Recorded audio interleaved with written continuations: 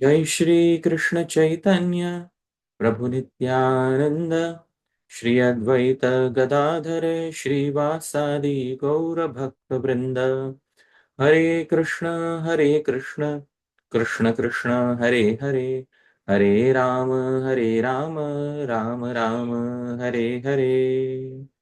श्रील प्रभुपाद की जय। अनंत कोटि वैष्णव वृंद की जय। निताय गौर प्रेमानंदे हरि हरि बोल। Thank you once again, Dhāmeśvara Mahāprabhu Prabhu, for kindly being the host today. I'm very thankful to you for your continued dedication in hosting this series of talks. And I'm very thankful also to the co-host Param Karuna Prabhu for kindly being the co-host whenever it is not possible for you to be the host. I'm also thankful to all the wonderful devotees who are present here today in this 35th session of Śrī-Caitanya-Śikṣāṣṭakam, and we are continuing the discussion on the 10 Namaprads. As I have said previously, many times we have sufficient time to engage in study of the literature of the previous acharyas. We should give that amount of time, because unless we give quality time, it is not possible for us to understand the depth of the Shastras given to us by the Guru Parampara. Therefore, we are on the second verse of Śrī-Caitanya-Śikṣāṣṭakam, and this is the second last part of the second verse. Next time we will conclude with the second verse, and we have been discussing the 10 Namaparadas, so we'll continue that discussion. We'll begin with the verse that was composed especially for this verse of Śrī-Caitanya-Śikṣāṣṭakam. एकात्मनि व्यवस्थायां त्रिदये वाक्चतुष्टये पञ्चतत्त्वे षडक्षेषु सप्तचक्रेषु मे तथा सदा विशतु गौराङ्ग महाप्रभुमुखोद्गतं रम्यं शिक्षाष्टकं येन धन्यः स्यां भूरि भूरिशः. So we've read the translation of this many times in the past. So we'll go to the next verse. And in every session of Shri Siksastakam, we have a verse glorifying Shri Harinam. And this verse also from the Bhagavan Nam Mahatmya Sangraha is a very special one. Krishna Krishna Krishna Ityanta Kale Japan Jantur Jivitam Yojahati Adyah Shabda Kalpate Tasya Mukto Vridanamro Vartate Tadvayena. So the verse is Krishna Krishna Krishna Ityanta Kale. An individual who gives up his life heirs while uttering Krishna Krishna Krishna finds out that the very first utterance of Krishna causes his liberation, whereas the remaining two names, Krishna Krishna, bow down out of shame. The reason being that they are thinking that they weren't able to do anything for this particular person, because whatever this person wanted to attain was attained by the very first utterance of the name of Shri Krishna at the moment of death. This is a very nice verse which says that a single name is sufficient to not only bestow liberation, but also bestow everything beyond liberation, such as prema, etc. And this verse is from the Parishishta, from the supplementary portion of Bhagavan Nam Mahatmya Sangraha, a collection of the glorifications of the names of Bhagavan. We are continuing our discussion on the second verse. Nam namakari bahudha nija sarva shaktis tatrarpita niyamitaha smaranena kalaha etādṛśī tava kṛpā bhagavan mamāpi durdaivam īdṛśam ihājani nānurāgaḥ. Dhāmeśvara Mahāprabhu Prabhu, can you kindly read the Anvay? O Bhagavan, in regards to your unlimited names, immense variety has been manifested by you. Moreover, all of your personal potencies have been eternally invested in these names, and no specific time has been fixed for remembering them. Such is your causeless mercy. Yet my misfortune is such that no genuine attachment was developed by me. Wonderful. And we are in the final part. Such is your causeless mercy, yet my misfortune is such that no genuine attachment was developed by me in these names. Previously, we have discussed the Namaparadas, and 9 of them have been discussed in great detail. We have dedicated one session to discussing each Namaparad in great detail, understanding the Namaparads and getting to the root of the Namaparads so that we can avoid those Namaparads and we can go beyond the tendency to commit those Namaprads. Now, the 10th Namaprad is specified by Shri Sanatana Goswami as follows. Shrutepi nama mahatmye yah priti rahito dhamaha aham mamādi paramo namni sopya paradhakre. Shrutepi nama mahatmye, even on hearing the glories of Harinam, yah, any person, priti rahito adhamaha, who remains faithless and affectionless towards Nam, and instead aham mamādi paramo becomes absorbed in egoistic conceptions of I, mine, etc. Sopi is also aparadhakrit, is also an aparadhi, namni, towards Nam. So this is the meaning of the 10th Nam aparad. And we need to understand this Nam aparad and why it applies to people and to which categories of people it applies. On a surface level, it seems that the aparad applies to anyone who does not pay attention to the glories of Harinam. But the Acharyas explain the depths of this particular aparad. Sri Jiva Goswami starts explaining in Bhakti Sandarbha. He says, please pay attention to the previous Namaprad. And the previous Namaprad was Atha Ashraddadhane. Ashraddadhane Vimukhepi Ashrinamati. We remember from last time that instructing a faithless person is an aparad, and we have shown this previously. Aparadham darshayitva, having shown this previously, upadeshyasya aha, shrutva iti. We now see how the final aparad applies to the person who listens faithlessly to such instructions. So the previous aparad applied to the instructor, and this aparad applies to the instructed, a person who receives those instructions. Now, Dhāmeśvara Mahāprabhu, does it sound logically correct that a person was instructed in Harinam by somebody, and this person did not have any particular faith in Harinam, and just by not having faith in Harinam, this person started getting an aparad? Does it sound very logical? I'm not sure, to be honest. Okay. Because usually a person should not be affected by an aparad if they are innocent. They know nothing about Harinam. They don't have any particular faith in Harinam. And then they are instructed about Harinam. Should such a person start receiving an aparad towards Harinam, Prabhu? Now please tell me. No. No. No. It doesn't sound very logical. But Sri Jiva Goswami specifies the exact reasoning why the aparad starts applying. Sri Jiva Goswami says, Yataha, because aham mamādi paramaha. This aparad happens when a person disregards Harinam due to being absorbed in false conceptions of I and mine. So usually if somebody is instructed about Harinam, and you may be on a bus, on a train, and somebody may be speaking about Harinam, and you may not pay any attention to it. Somebody may not pay any attention to it because of not knowing anything about Harinam. So that doesn't lead to an entanglement in this aparad. But when somebody is instructed about Harinam and in return we show our vanity or our display of being very great in terms of I and mine, that is when this particular aparadha starts applying. This is the exact sphere of application of this particular aparadha. Now, this was for those who are not Vaishnavas.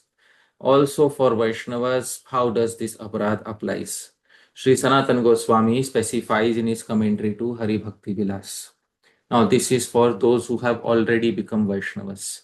They already have faith in Harinam. So, how does this aparadha apply to them?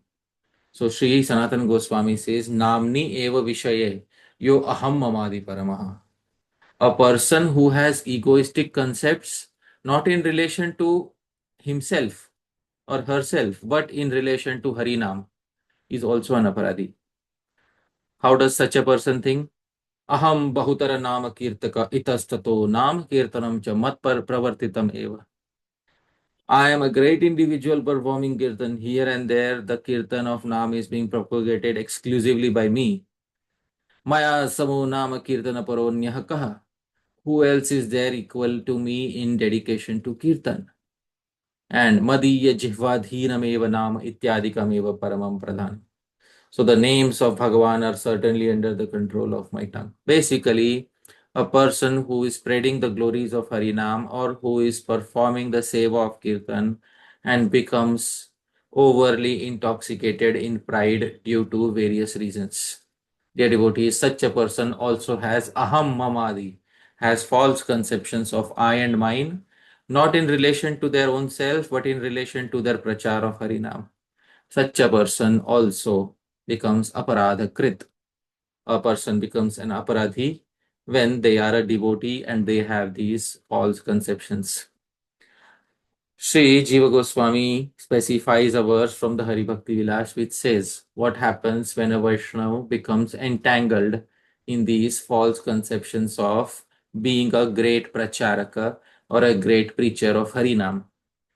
He quotes a verse from the Hari Bhakti Vilas, and I am quoting part of that verse which is applicable to this aparadh. Tache deha dravina janata lobha pashanda madhye nikshiptam syanna phala janakam shigrame evatra vipra.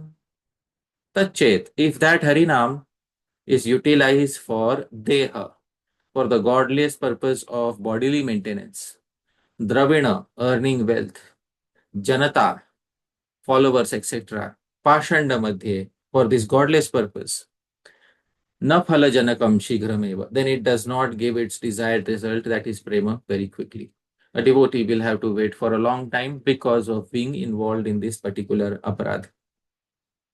Now, in essence, there are two aspects of this particular aparadh. The aspect that is applicable to non-Vaishnavas, which is when they are given instructions or Harinam, and instead of listening to those instructions with an open mind, they exhibit vanity in the forms of displays of me, my wealth, my great family, my most important work. See, people in the material world, they have lots of time to listen to all sorts of new concepts, theories, ideas in the market. But when it comes to spirituality, many of them turn away. And the reason for turning away is that they think they are doing something very important. And they are invested in thoughts of myself, how great I am, my work is very important, my family is very important. So do not disturb me with these instructions on any sort of spirituality or names of Bhagavan. This is how the aparadh starts applying to non-Vaishnavas when they clearly show disregard towards Harinam. And towards Vaishnavas, it starts applying when Vaishnavas start taking zealous pride in their kirtan, when they start considering themselves the exclusive propagators of the kirtan, and they believe that true kirtan is only being spread by their efforts, not otherwise. In this way, the 10th aparadh applies to both categories of individuals. Now, let's see the category of non-Vaishnavas. Why is it that the aparadh starts applying to non-Vaishnavas? And there is a secret hidden, and this secret lies in the birth of each and every individual in this particular world. Dear devotees, in the Upanishads, in Vedanta, it is described how a particular individual takes birth in this world, and especially it describes human birth. There is an Upanishad which is known as Garbha Upanishad, Garbhopanishad. Garbha means a womb, and in the Garbha Upanishad, the living entity who is about to take a human form of life, who is in the womb upside down, that particular living entity is described. The Garbhopanishad says, अथ नवमे वासी सर्वलक्षण ज्ञान करण संपूर्णो भवति. In the ninth month, the child in the womb develops all aspects and means of awareness. Dear devotees, this is what happens in the ninth month. The child is fully developed within the womb. And usually, most children survive up to the ninth month in the womb, unless they have some karma from the past which will not let them stay alive within the womb. If some negative karma is there, they'll not be able to survive in the womb. But usually, a child is able to stay in the womb for 9 months, and all means of awareness is developed in that particular month. At that particular time, something happens. The Upanishad says, Purva jati smarati, shubha shubham cha karma vindati. The child then remembers the various previous births and comes face to face with the good and bad acts committed in those births. And dear devotees, at this point of time, we may not remember what we were remembering in the womb. The Upanishad says that memory of previous lives is reawakened within the womb. And Dhāmeśvara Mahāprabhu, let's put ourselves for some time in that particular situation where we are able to remember multitudes of lives in all species, birds, animals, insects, reptiles, etc., that we have had. And let's say all those attachments, everything, the happiness and distress that we experienced in all those lives comes in front of us. So, Prabhu, please tell me, what will be our thought process before taking this next birth? We'll be really sober and determined. Yeah, sober and determined. And Prabhu, you remember all the attachments, all the life partners that you have had in all the various species in previous lives, and all the happiness that you enjoyed with them. Please tell me, in the womb, the happiness of the previous lives, does it really mean anything today? No. No. And Prabhu, after coming out of the womb, the happiness in this life, does it have any meaning? No. But for the time being, does it seem to have meaning? Yes. Yes.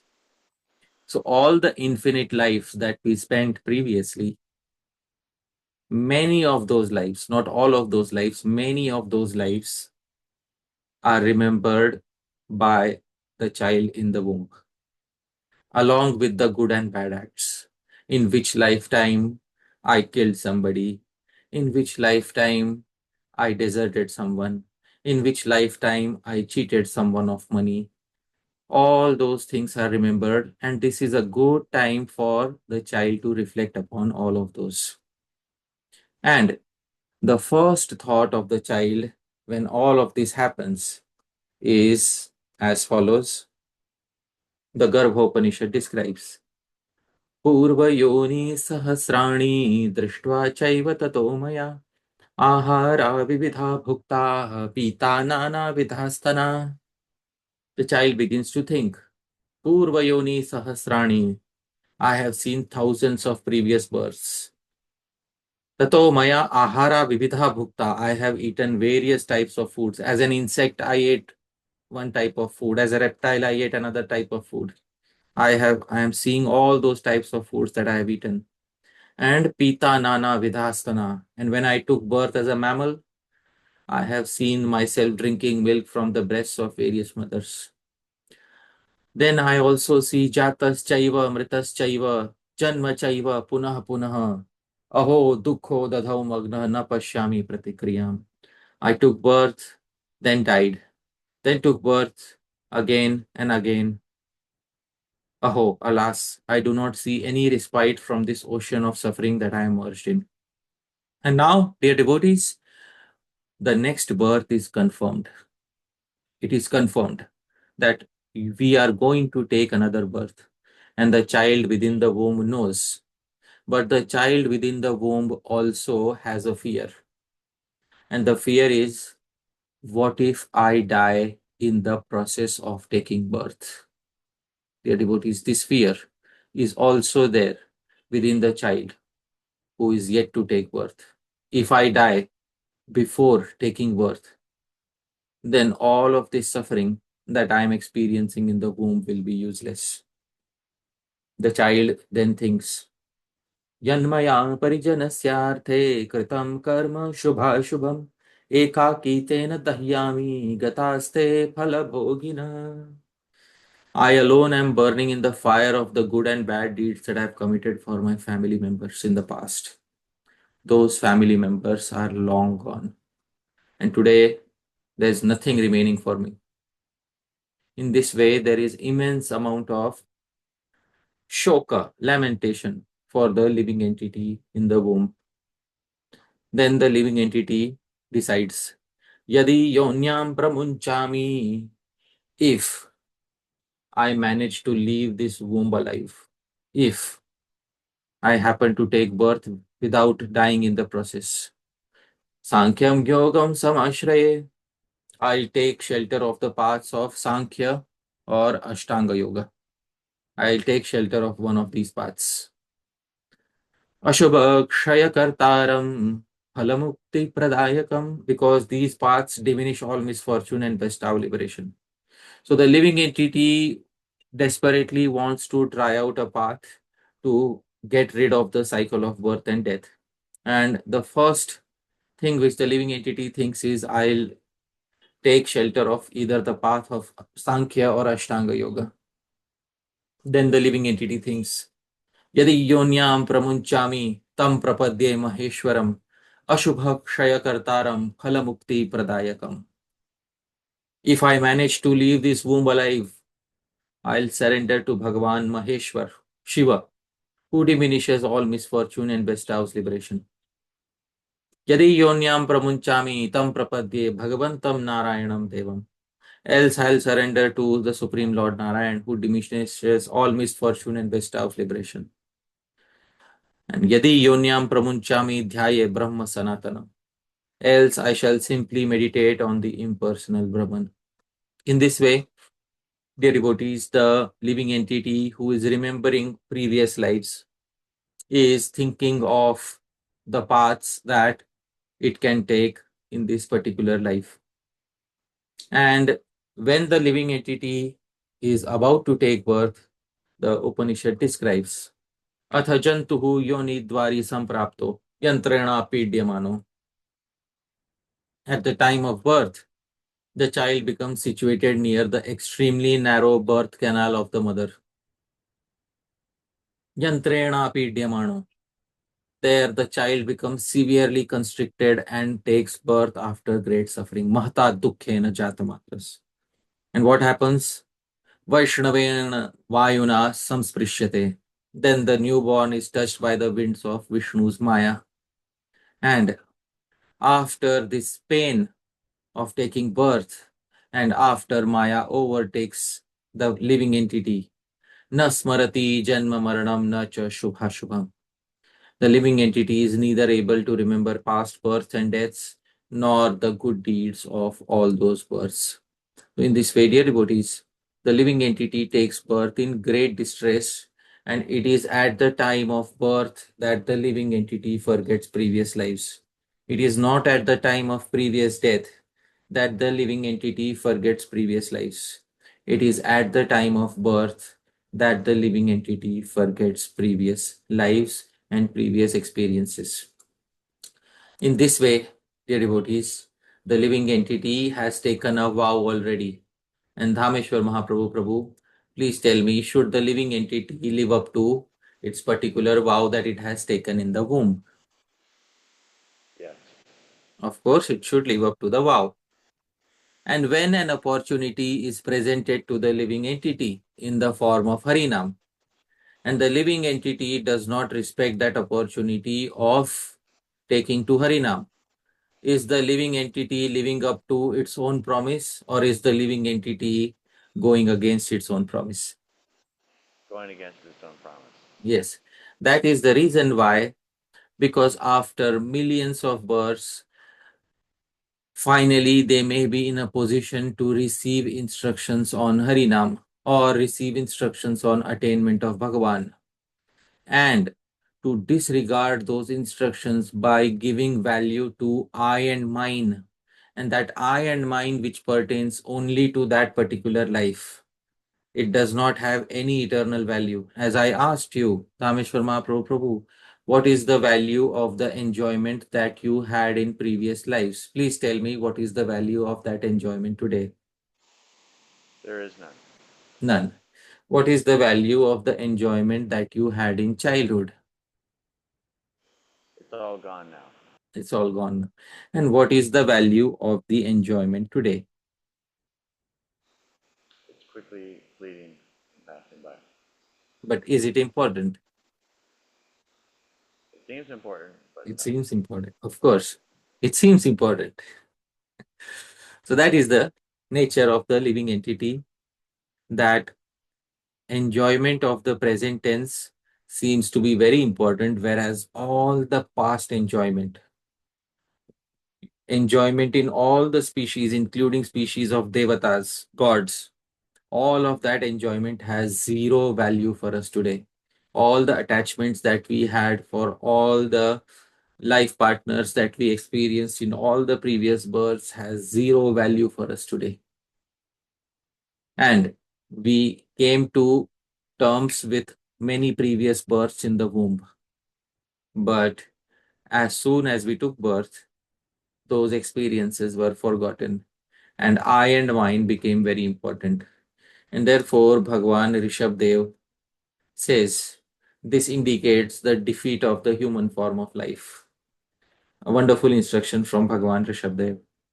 Parabhavastavad yavanna jijya sata atmatattvam yavat kriyastavad manovai karmatmakam yena sharira bandha. Parabhavas. As long as one does not inquire about spiritual values of life, parabhava, one is defeated. So the first term which is used in the verse is parabhava. It is defeat. Yavanna jigyasata atmatattvam, as long as one does not inquire about spiritual values of life. And after being defeated, one is subjected to miseries arising from ignorance. Be it sinful or pious, karma has its resultant actions. If a person engaged in any kind of karma, his mind is called karmatmaka, colored with fruitive activity. As long as the mind is impure, the consciousness is unclear, and as long as one is absorbed in fruitive activity, in conceptions of I and mind, dear devotees, he has to accept a material body. Bhagavan Rishabdev says very clearly. And as soon as one accepts a material body, there is immediate misery, and there is no end to that misery.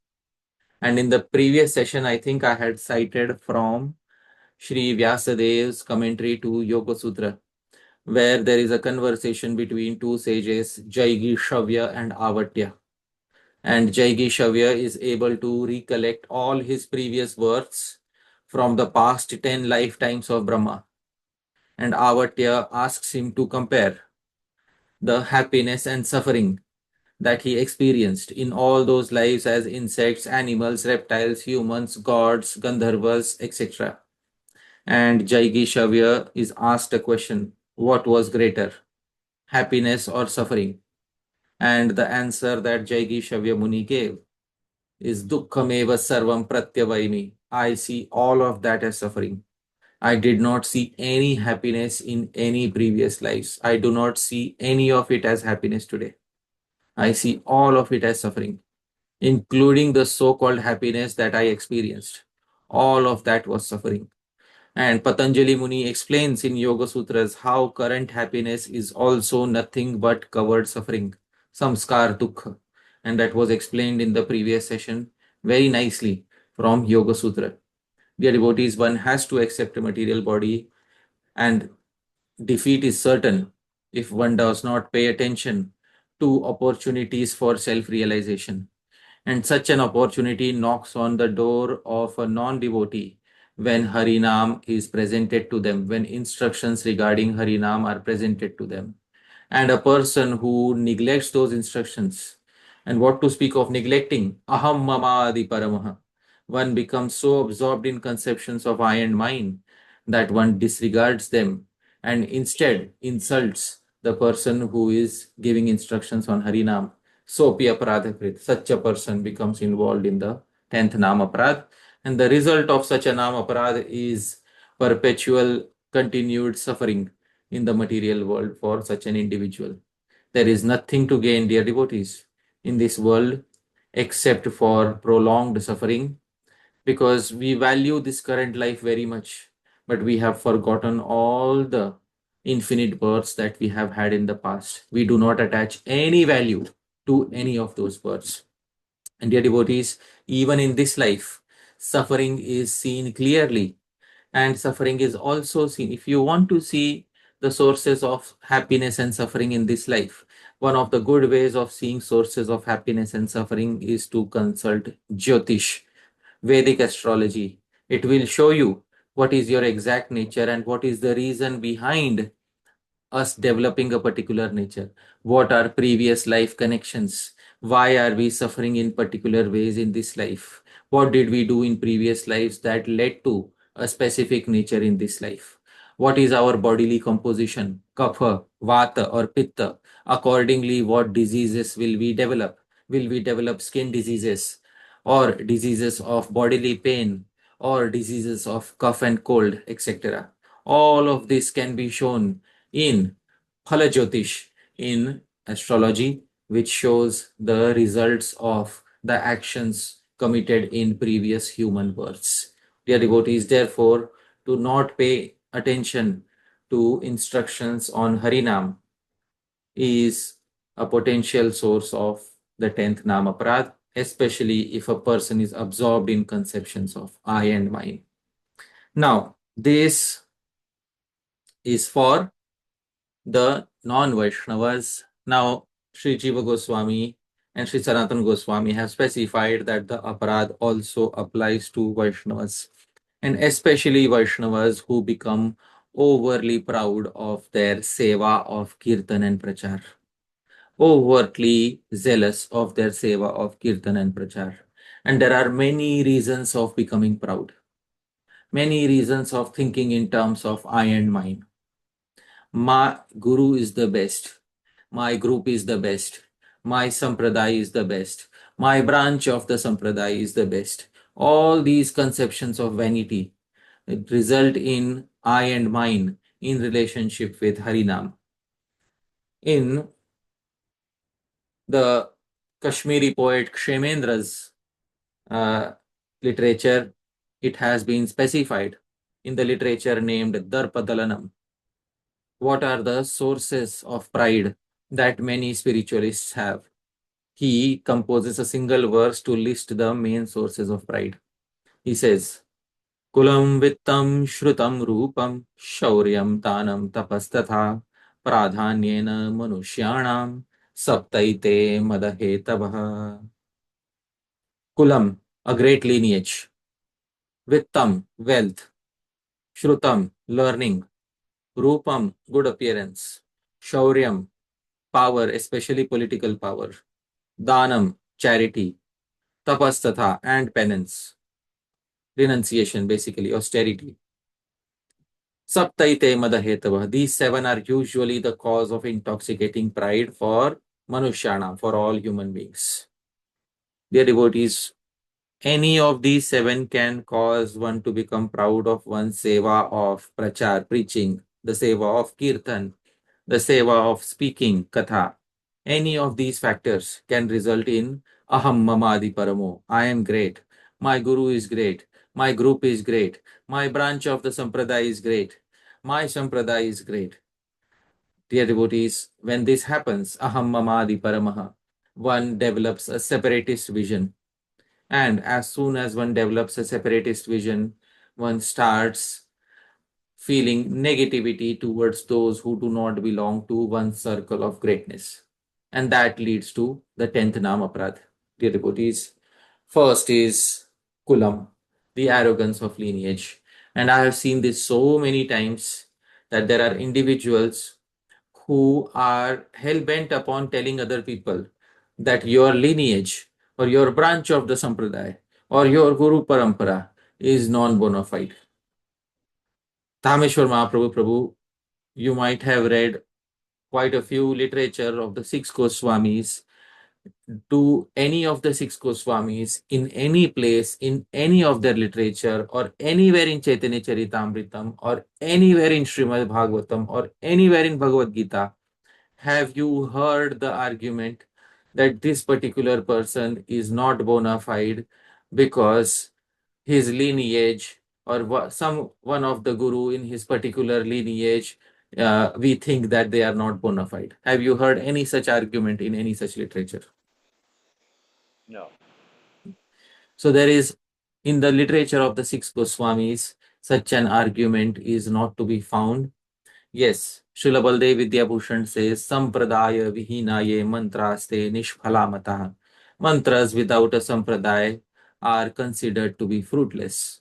And I have specified that mantras may be useless, but Naam is never useless. Sometimes even without a sampradaya, Naam gives result.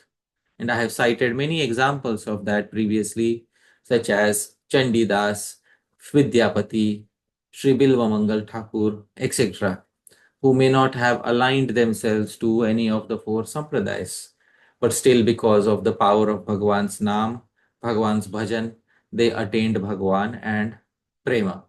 Still, one should align oneself to a proper sampradaya, but one should never become arrogant of one's sampradaya or of one's lineage. Dear devotees, if we are more interested in finding the faults of the lineages of others, then we are affected by such arrogance. Shri Kshemendra says, Kulasya kamalasyeva moolam anvishyate yadi doshapanka prasaktantas tadavasyam prakashyate. In the case of any great lineage, and in the case of a lotus, Kula, Kamala, if an investigation is made as to their origins, then it is certain that a muddy defect will be detected deep within them. So, almost in every Kula or in every Sampradaya, there may be some faults to be found if you dig deep enough. If you dig deep enough, you will find some faults. And this is Kshemendra, thousands of years ago, he has written this fact. And it is also supported by history. Vidur, who was as good as a Brahmana, but had a fault in his kula, he was not born in a high lineage. Similarly, there are so many cases. Vasishtha was not born from a high lineage. So many great sages who were not born in high lineages. So therefore, to find faults with the lineages of others and thinking in terms of I and mine, my lineage is the greatest, my branch of the lineage is greatest, others will not be able to attain perfection. All of this is useless because it indicates aham mamādi paramaha, that a person is falsely invested in conceptions of I and mine, and these conceptions were never encouraged by the six Goswamis, the founders of the Sampradaya. So this is the first source of aham mamādi, the first source of arrogance that usually occurs in a particular sadhaka, in a Vaishnava who is practicing their particular spiritual life. Not only that, it also occurs in Vaishnavas who are members of certain institutions. They start thinking that only members within my particular institution are fit to attain perfection. Others are not fit to attain perfection. This is also an example of false pride in one's lineage, which a Vaishnava should certainly avoid. because Bhagavan's mercy does not consider the kula or the lineage or any apparent defects within a particular kula or lineage.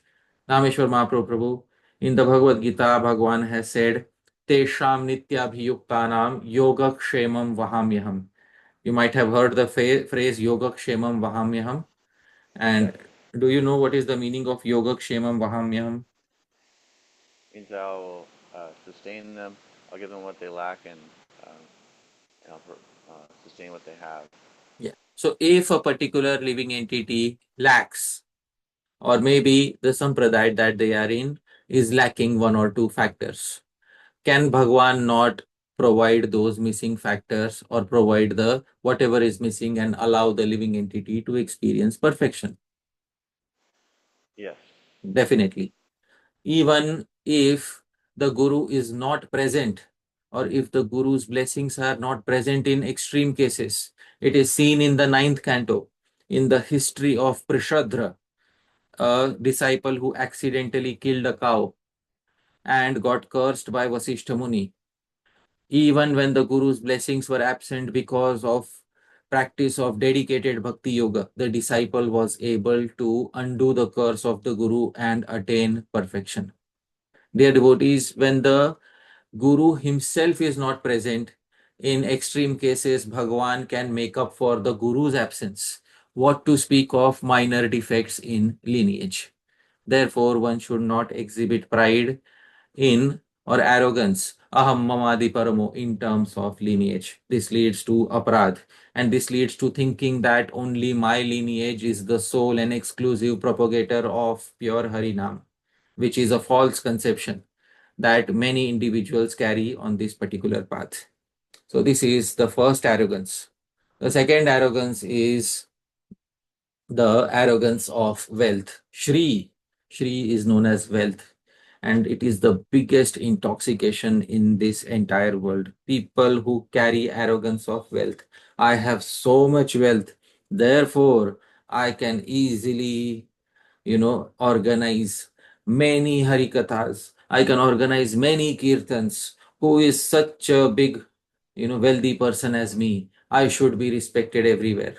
Dear devotees, this sort of an attitude certainly leads to arrogance. Aham mamādi paramo. Even while chanting Harinam, they are constantly thinking of themselves and what they have done, how much they have earned, what is their value in the society of devotees. That is all they can think of. Sri Harisuri says in his commentary to the 10th canto of Srimad Bhagavatam that this arrogance of wealth, this intoxication of wealth, can lead to the breaking of all four regulative principles, even for very great people. He composes a verse in his Bhakti Rasayanam commentary, and this verse is as follows. पापर्थे फलमाप्तवान् दशरथो मद्यादिमौ भूरुहौ द्यूतात् पूर्वभुवस्तवाप्तगहना सुन्दश्च कान्ते हया सीताया हरणेन पङ्क्तिमुखैत्येतत्त्वया ज्ञातमाप्यर्वाक् सर्वमथापि हन्त कथितम् Dhritvopadeshakramam. One by one, we'll take up the four regulative principles. Dhāmeśvara Mahāprabhu Prabhu Shri Hari Suri says, Paparthe phalamaptavan dasharatho. Dasharath received the sinful reaction of breaking the first regulative principle. What is the first regulative principle, Prabhu? I don't know the order properly. No meat eating. Correct. So, Dasharath received the reaction for killing an animal. Dasharath considered himself to have lots of Shri, lots of wealth. And when you have lots of Shri, you are the king of the entire kingdom, you can go and slaughter any animals in the forest. And when Dasharath did that, by accident, Dasharath happened to kill a boy named Shravan Kumar, who was the only boy, who was the only son of his parents. It is historically noted that the parents of Shravan Kumar, they died on hearing that their only son was killed by the arrow of Dasharath. And before dying, they had cursed Dasharath that as we are dying today in separation from our son, similarly you will die in separation from yours. Dasharath was cursed by the parents of Shravan Kumar. The only reason for it was that he broke the first regulative principle, and the only reason for breaking the first regulative principle is because he has the wealth, the means to engage in such activities. Madhyadimau bhuruhau, Sri Suri says the second regulative principle, no intoxication, was broken by the two sons of Kuvera, Nalkuvar and Manigriv, who engaged in intoxication just because they were sons of the wealthiest person in the universe, that is Kuvera. Dyutat Purva Bhuvaha. The third regulative principle, no gambling, was broken by the ancestors of Parikshit Maharaj, the Pandavas, Yudhishthir, Dharmaraj. The most righteous person ended up breaking the third regulative principle just because he had wealth and he was invited to play a game of dice. And Sundas Chakante Haya, Sitaya Haranena Pankti Mukha. Demons such as Ravana, Sunda and Upasunda. Ravan was Ved Vyakyakar. He had written commentaries on all four Vedas. Even today, there is a book named Ravan Samhita, a book on astrology and Tantra available, which was composed by Ravan. Even today, there are portions of commentaries of Ravan available on the Vedas. There are portions of his commentaries available.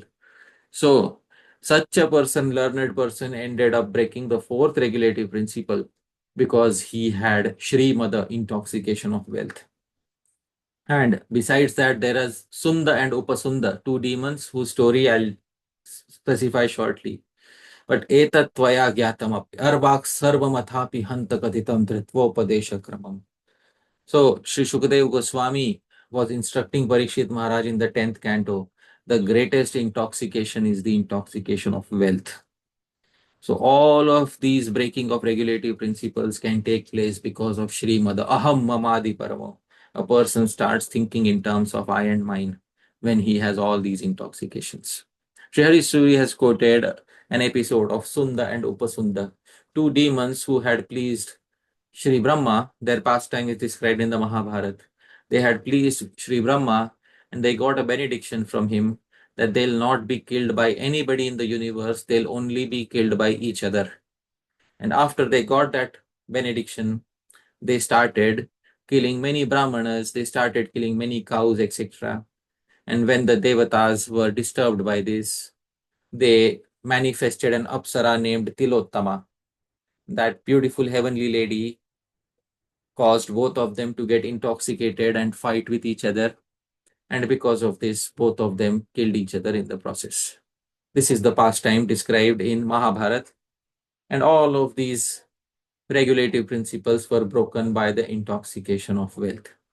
Therefore, dear devotees, it is most important that if we have wealth and if we have sufficient wealth, a lot of it should be given in charity to avoid Shri Mada, to avoid intoxication and the resultant effects in terms of the 10th aparad towards Shri Harinam. Then, another thing is wherever wealth is present, learning becomes absent. Wherever there is great amount of wealth, a person is not able to give quality time to learning. There's a very nice verse in this regard. This verse is in the meter Arya. Kutila Lakshmiryatra Prabhavati na Saraswati vasati tatra Prabhavati na Saraswati vasati tatra Praya Shvashrushnushyor Nadrishyate Sauhridam Loke Nadrishyate Sauhridam Loke Kutila Lakshmiryatra Prabhavati na Saraswati vasati tatra. Dhāmeśvara Mahaprabhu, Lakshmi is the wife of Vishnu. And from Vishnu, Shri Brahma has taken birth. So in this way, Vishnu and Lakshmi are parents of Shri Brahma. Do you agree? Yes. And Shri Brahma's wife is Saraswati. Alright, so Saraswati and Lakshmi, their relationship is that of daughter-in-law and mother-in-law. And the poet says, Wherever the crooked mother-in-law named Lakshmi resides, wealth resides. The daughter-in-law, that is Saraswati, knowledge, does not reside easily. This is because usually in the world one cannot easily find the mother-in-law and daughter-in-law getting along with each other. This is a general rule in the world, that usually mothers-in-law and daughters-in-law don't get along with each other very well. So he's using this to prove a point that wherever there is wealth, it is not possible to easily pursue knowledge. And wherever there is pursuit of knowledge, it is not easily possible to pursue wealth. Both things do not go along very well with each other. Therefore, most of the scholars and learned people in the past have been such that they did not have access to a lot of wealth, but they had access to a lot of knowledge. Dear devotees, in this way, Shri Mother, intoxication of wealth, also causes one to lose genuine time for acquiring knowledge. Next, dear devotees, is the arrogance of learning. There are many people who learn Shastra simply to defeat others. There are many people who learn Shastra, or there are many people who learn Harinam or the Harinam Sankirtan, various musical instruments in a traditional way, simply for increasing their ego, aham mamāpi parama, and to envy others who are performing kirtan. Shikshamendra says, Vidyam prapya kritam yena vidvesha kalusham manaha tenatma hantamurkhena snatva pamsutkaraivrata. An individual who maligns his mind with envy after having attained learning of Shastra is exactly like a coarse fool who rolls his body in heaps of dust after taking a bath. Learning of Shastra is meant for pacifying one's mind and one's existence. If after learning Shastra one uses it to disturb others and in the process disturb oneself, then the entire purpose of learning Shastra is wasted.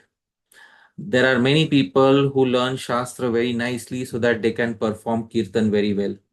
Kirtan here means not only singing of Harinam, but Kirtan also means speaking of Harikatha. There are people who learn Shastra to perform services of Kirtan, but after learning Shastra, instead of giving peace to the minds of others, they use their learning of Shastra to hurt others, to create divisions between themselves and others, to engage in envious competitions with others, to trivialize the positions of others. This is how many people who learn Shastra misuse Shastra in a majorly negative way, and in this way create severe negative reactions for themselves, not only in this life but in the upcoming lives, because there is no perfection to be attained after learning Shastra and using it for hurting others. Genuine usage of Shastra is to liberate others. That is the use of Shastra. Shastra should be meant for helping others and freeing the knots in the hearts of others. If one uses Shastra to hurt others, trivialize others, compete with others, envy others, etc., then one has not understood the very point of learning Shastra. It is not meant for debates, it is meant for self realization. Dear devotees, this is how arrogance of Shastra also causes aham mamāpi paramo. Then, dear devotees, there is the arrogance of beauty, and so many people who have a beautiful body, who have a beautiful face, they go in Harinam Kirtans and they think they are the life of the Kirtan, that the Kirtan will lose its charm without them. Especially men and women dress up very nicely simply to attract the attention of others towards themselves in Kirtan. Aham mamāpi paramo. They think that the main focus of the Kirtan should be towards them. Dear devotees, the arrogance of beauty is uh, such a degrading arrogance. It has such negative effects. Dear devotees, one remains absorbed in conceptions of I and mine throughout their life. When a person is blessed with beauty, this is something which does not have any positive contribution whatsoever to their spiritual life. It is a depreciating asset and it does not contribute anything to one's spiritual understanding. Dāmeśvara Mahāprabhu, for a blind person what difference does it make whether someone else is beautiful or not? Please tell me. It doesn't make any difference. Any difference? Please tell me, Dhāmeśvara Mahaprabhu, critically tell me, think critically and tell me, what contribution does beauty have to one's spiritual understanding? It doesn't have any contribution. Prabhu, tell me, do we have do we know how the great philosophers of the past, Socrates or maybe Panini or Patanjali, do we know how they looked? Socrates was very ugly. Socrates was very ugly. But Prabhu, does it make any difference whether Socrates was ugly or not? No. No. So there are many people who have developed this arrogance of beauty and they are thinking in terms of aham mamāpi paramo. For kirtan, they are dressing up in various beautiful ways so as to attract the attention of everyone towards themselves. Sri Jiva Goswami he composes one single verse in his Vaishnava Toshani commentary and exposes the defects of the human body. Sri Jiva Goswami says, Yadi namasya kayasya yadantastadbahirбhavет dandamudyamya lokoyam shunah kakamscha varayet. Sri Jiva Goswami in his commentary to the 10th canto says, Yadi namasya kayasya yadantastadbahirбhavет. If these bodies of ours were to be turned inside out, dandamudyamya lokoyam shunah kakamscha varayet. One will spend all of one's day in warding away dogs and crows with a stick. If whatever is inside comes outside, and if whatever is outside goes inside, then we'll have to spend the entire day warding away crows and dogs, and nobody else will be attracted to this body. This is how our body will look if it is turned inside out. The body of the most beautiful person in the world will look somewhat like this if turned inside out. Therefore, dear devotees, there is no point of having any sort of infatuation with beauty. Unfortunately, those who are infatuated with beauty spend hours and hours in front of the mirror, asking every day the same question: how beautiful am I looking today? Am I looking different today? Aham mamāpi paramo. In the kirtan, their minds are constantly absorbed in this thought. Am I looking beautiful from this angle? Are the photographs coming out good? Is everybody looking towards me? Aham mamāpi paramo. In the kirtan, their entire focus is aham and mama. This is caused solely due to the intoxication of one's beauty, an asset which is depreciating. And there are many people who have race-based beauty conceptions. My race is the most beautiful race. My skin tone is the most beautiful skin tone. My skin color is the most beautiful skin color. In this way, people have such weird obsessions over beauty that they forget the fact that in many previous lives they have had all sorts of skin tones and colors and shades of beauty, and they are needlessly infatuating over the current body, which if turned inside out will look like what is shown on the screen today. Dear devotees, therefore there is no point at all in having these useless conceptions of beauty, and especially in developing an arrogance around it. Then, dear devotees, there is the arrogance of political power. And this is perhaps one of the worst types of arrogance to have in an organization of devotees, in an organization of spiritualists.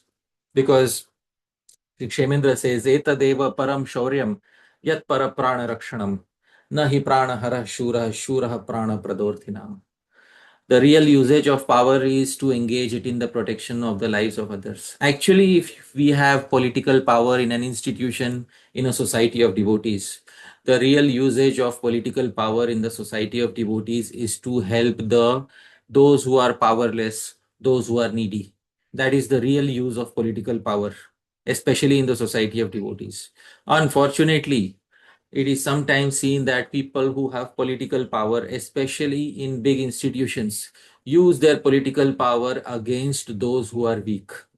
And this is a classic symptom of people of Kali Yuga, that they gang up against weak people and show their political power against those who have no voice.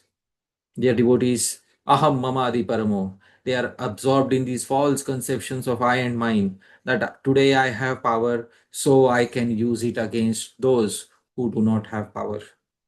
And dear devotees, in this way, they commit this aparadh, dasham nam aparadh.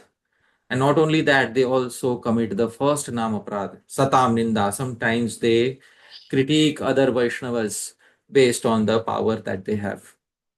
Dear devotees, but this power is so temporary. It is so temporary that in a few years, just as in the universe, Indra keeps changing, similarly, authorities in an institution keep changing. And nobody remembers an authority who acted terribly in their position of power. There is a very famous quote which says that he who fears you when you are present hates you when you are absent. He who fears you when you are present hates you when you are absent. Therefore, those who have political power, whether in the society of general humans or in the society of devotees, should never use political power to harm others, especially harm those who are weak. They should always use political power to support those who are weak and who are in need of shelter. That is the use of political power. That is the reason why political power was given to such individuals. And I'll quote an example uh, which I have seen in my personal life as to how power reversals happens so swiftly.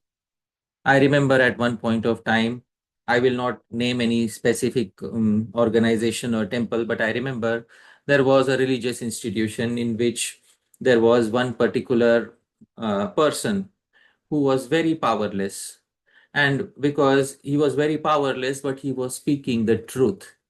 But the truth that he was speaking had become inconvenient for some of the leaders. So many of them ganged up against this weak, powerless individual. And they said, we will throw him out of this particular institution of ours. And all of them arranged a big meeting where they were about to decide that we will throw away this person out of the institution.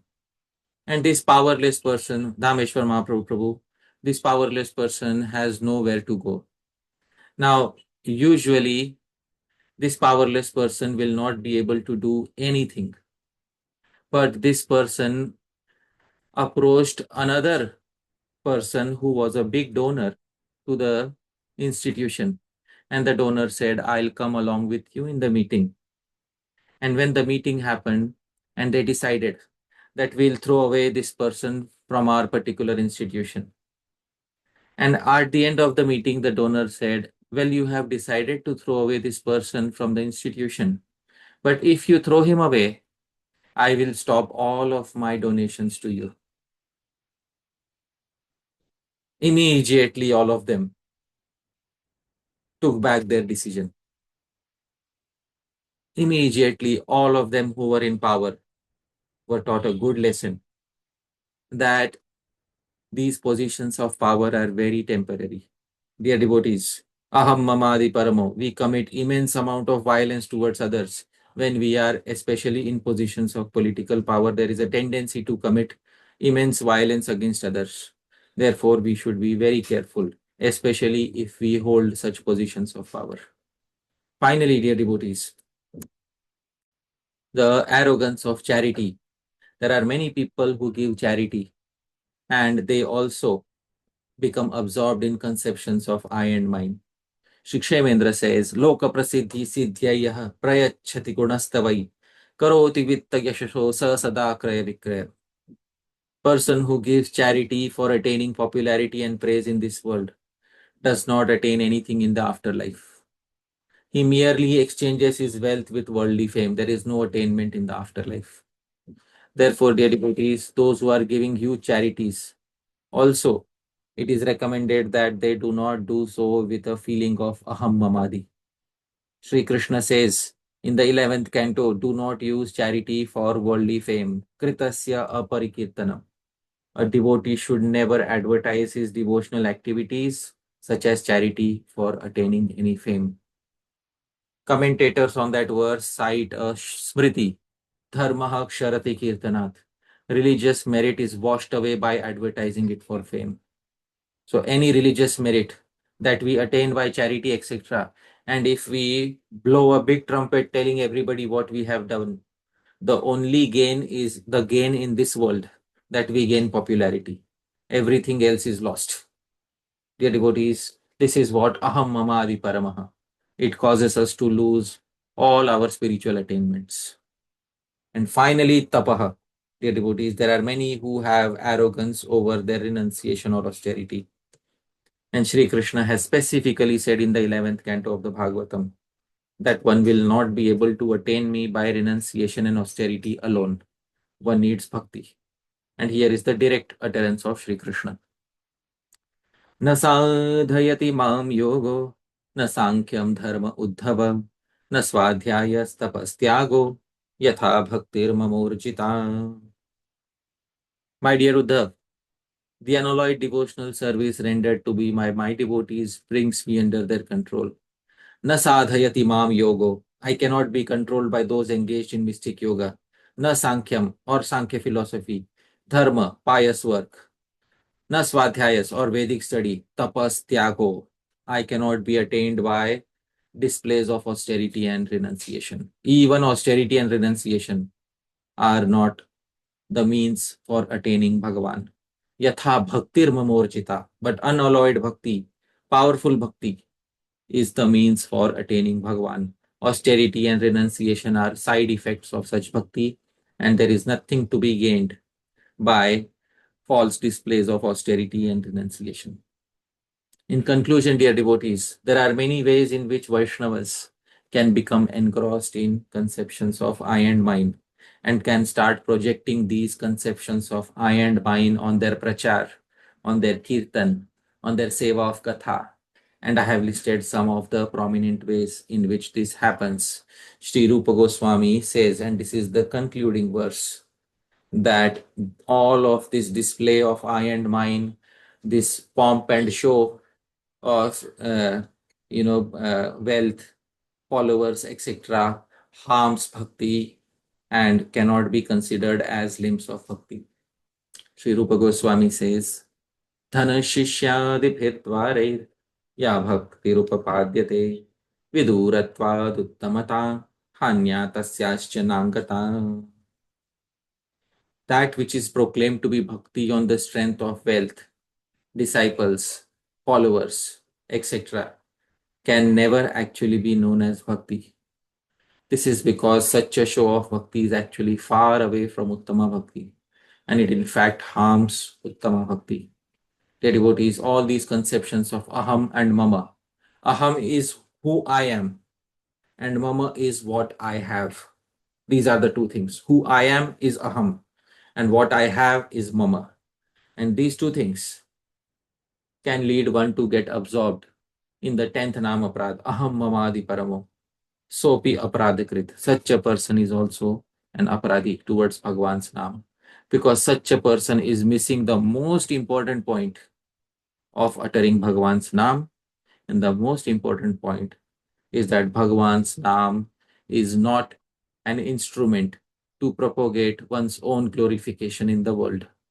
Bhagavan's Nam is a means to love Bhagavan, to remember Bhagavan with affection, privately, personally, and in a group of Vaishnavas who are like-minded. This is the purpose for which Bhagavan's Nam has manifested in the world, not for vanity or displays of self-aggrandizement. With this, dear devotees, I'll pause my speech. Thank you very much. Yadatra skhalitam kinchid vidvam sah purayantu tat. Yadatra saushthavam kinchid tad guroreva me nahi. Yadatra skhalitam kinchit. It's possible I might have made a mistake in speaking something. Vidvan saha, you are learned individuals, purayantu tat. Please correct those mistakes. But yadatra saushthavam kinchit. Whatever was nice in the presentation, please remember, tad guroreva. I learnt all of it from my gurus. It belongs to them. Me nahi. It doesn't belong to me. Thank you very much, Dhāmeśvara Mahāprabhu. Thank you very much, all the wonderful devotees who are present here. Srila Prabhupada ki jai, Ananta Koti Vaishnava Vrinda ki jai, Shri Krishna Chaitanya Mahaprabhu ki jai, Nitai Gaur Premanande, Hari Hari Bol. Hari Hari Bol. Thank you so much, Hari Prabhu, for a wonderful class. It's so important to get these regular reminders that really help us focus on what's important in life. holy name of Shri Krishna. So we're going to go to Q&A now, and we have a few guidelines for asking questions. Before I get to those guidelines, if you're listening online and you would like to join our live calls, please just send a email to Siksastakam.hpd@gmail.com, exactly as it's written on the screen, and include your WhatsApp number and country code. So for our Q&A, we request please only ask questions related to today's class.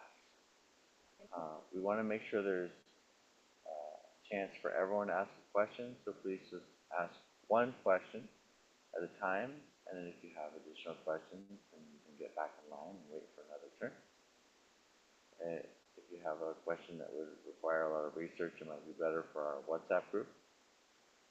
And lastly, we want to keep everything informal, and so this is not a forum to hold any person or institution accountable or to ask about any apparent discrepancies between philosophy and practice. We just want to keep things philosophical and informal. And so with that, is there anything else you'd like to add, Hari Prabhu? It's just an informal session, so let's keep it informal. And let's begin, Prabhu. Actually, my microphone isn't plugged in. Okay. Sure. Is my voice better now? Now it's much better. Yes. I'm sorry. It's so funny. I have it right here. I didn't even plug it in. Anyway, so our first question is from Kamala Mataji and Kamniya Krishna Prabhu.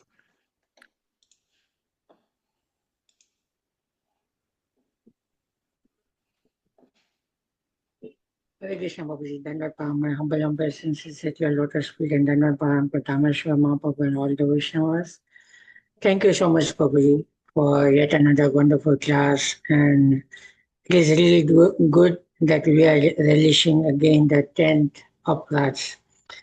So, Babaji, my question was regarding the initially you mentioned, right, that when a living entity is in the womb, so he basically surrenders to Shiva or Vishnu or impersonal Brahman, and he takes a vow to surrender.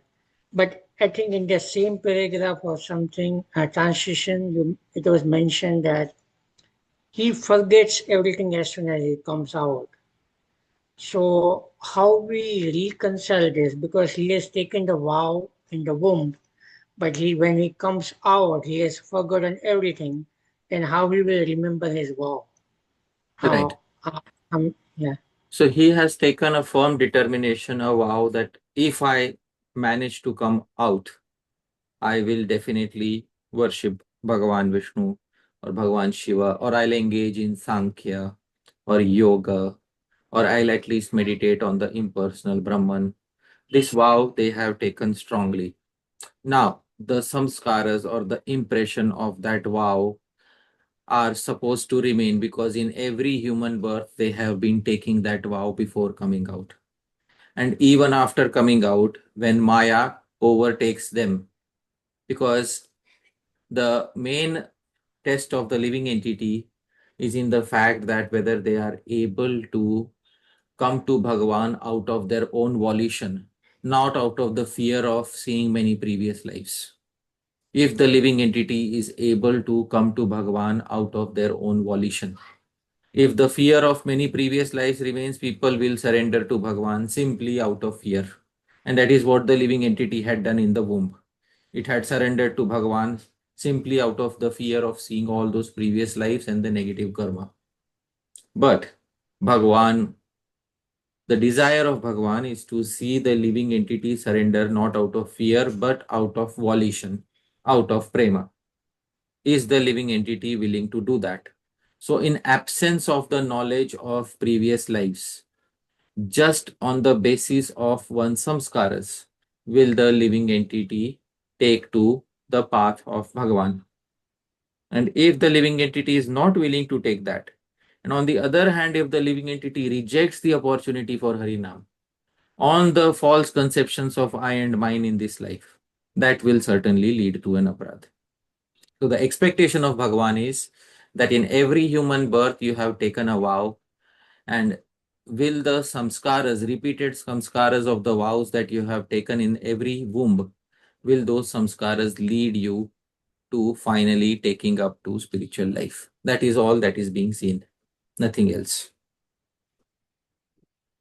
So just a follow-up. So Sure, sure. sanskara is basically the deriving factor once the living entity comes out of the womb, right? That, Yes. okay, he wants to take that as a volition, and Yeah. Yes. so it means that sanskara carries through all the lifetimes, right? Not Yeah. only the previous one, right? Yeah. Okay. Yes. Samskars are devotional samskars, or samskars of spirituality are those which carry forward from many, many previous lifetimes. And those who have samskars, devotional samskars, or samskars of cultivating spiritual life, it is said in the Bhagavad Gita that such a person very easily is able to surrender voluntarily. This is the praman in the Bhagavad Gita. This is purvabhyasena tenaiva hriyate hyavashopi saha jigyasurupi yogasya shabda brahmati vartate. 6.44. By the virtue of the divine consciousness of his previous life, but he has forgotten previous life. So what has remained from previous lives? The samskars of previous lives have remained. He automatically becomes attracted to yogic principles even without seeking them. So this is the effect of the collective samskars which are carrying forward from many previous lives. That is what Bhagavan has said in the Bhagavad Gita. So that this is the effect of samskars. I hope that it was able to answer your query. Yeah, sure, Bobby. Definitely, definitely. Thank you so much. Yeah, because I was wondering how we will remember. So, Yeah. thank you so much, Bobby. Thank you. Next, we have a question in the chat, and it's about how a devotee in a female body can render service to a male spiritual master. That's the question? Yeah.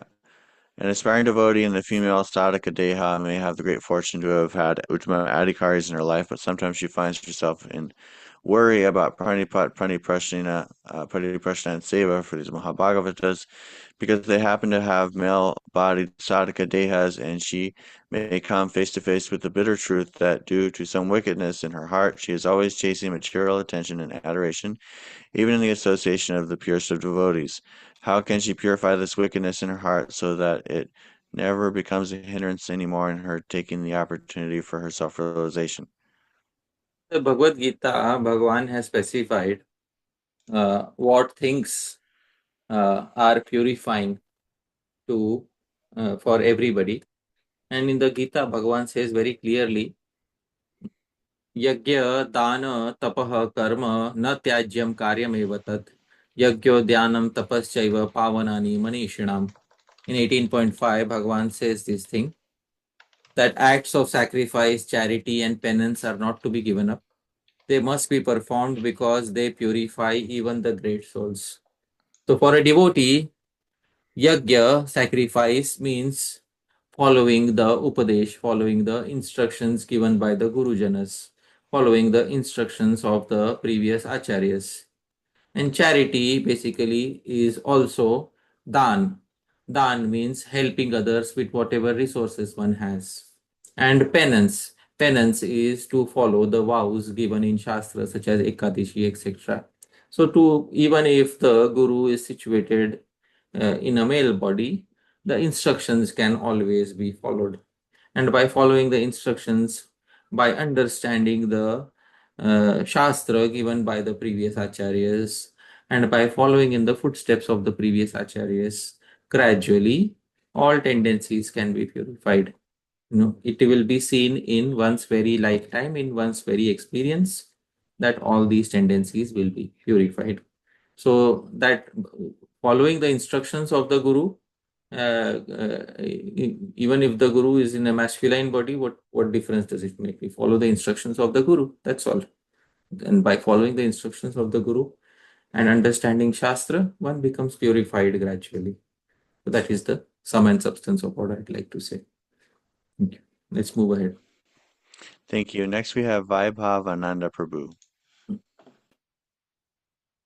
Hare Krishna, thank you. Ruji, it was very nice hearing you. Thank you. And I have a lot of questions. I don't know which question to start, but anyway, I can cover these 3-4 questions or just one question. Yeah, I think the general, the standard is to one question at a time. Then you can wait and come back for second question, Prabhu. Okay. So I see a lot of criticism about the enjoyment. Of course, it's a genuine criticism. Similarly, a lot of criticism about the beauty. But my point is that even the Shastra does glorify both of these things. When we see Srimad Bhagavatam also, it glorifies various places where such, exorbitant enjoyment is there. Similarly, whenever devotees are glorified, let us say there is a description of the beauty of devotees of Krishna, like Yashoda Maiya, there is very detailed description about the beauty of devotees. So, one thing is that Shastra themselves glorify both of these things, Right. Whether money or enjoyment or beauty. Even I can, see that the beauty can be utilized in Krishna's service. There are so many devotees who go for Harinam Sankirtan. So they dress beautifully, they look beautiful, and then, people are attracted. So how do you see this? No, the descriptions of beauty of the eternal associates of Krishna is in a different category than the beauty of those who are practitioners. For those who are practitioners, they should keep things simple. And Sri Rupa Goswami has specified 64 limbs of bhakti. And in the 64 limbs of bhakti, Sri Rupa Goswami has specified that one of the limb of bhakti is that yavadarthanuvartita. As much as needed for maintaining the body, that much you accept. Adhikam nyunatayam cha chavate paramarthatah. Sri Rupa Goswami says, if you try to do it more or you try to do it less, you will slip from the path of spirituality. So practicing devotees are in a different category altogether. Perfected devotees like Mother Yashoda, Nanda Maharaj, etc. are in a different category altogether, because perfected devotees have become eternal associates and their ego is connected with the happiness of Krishna, not with their selfish happiness, and therefore whatever beauty they have is glorified in Shastra.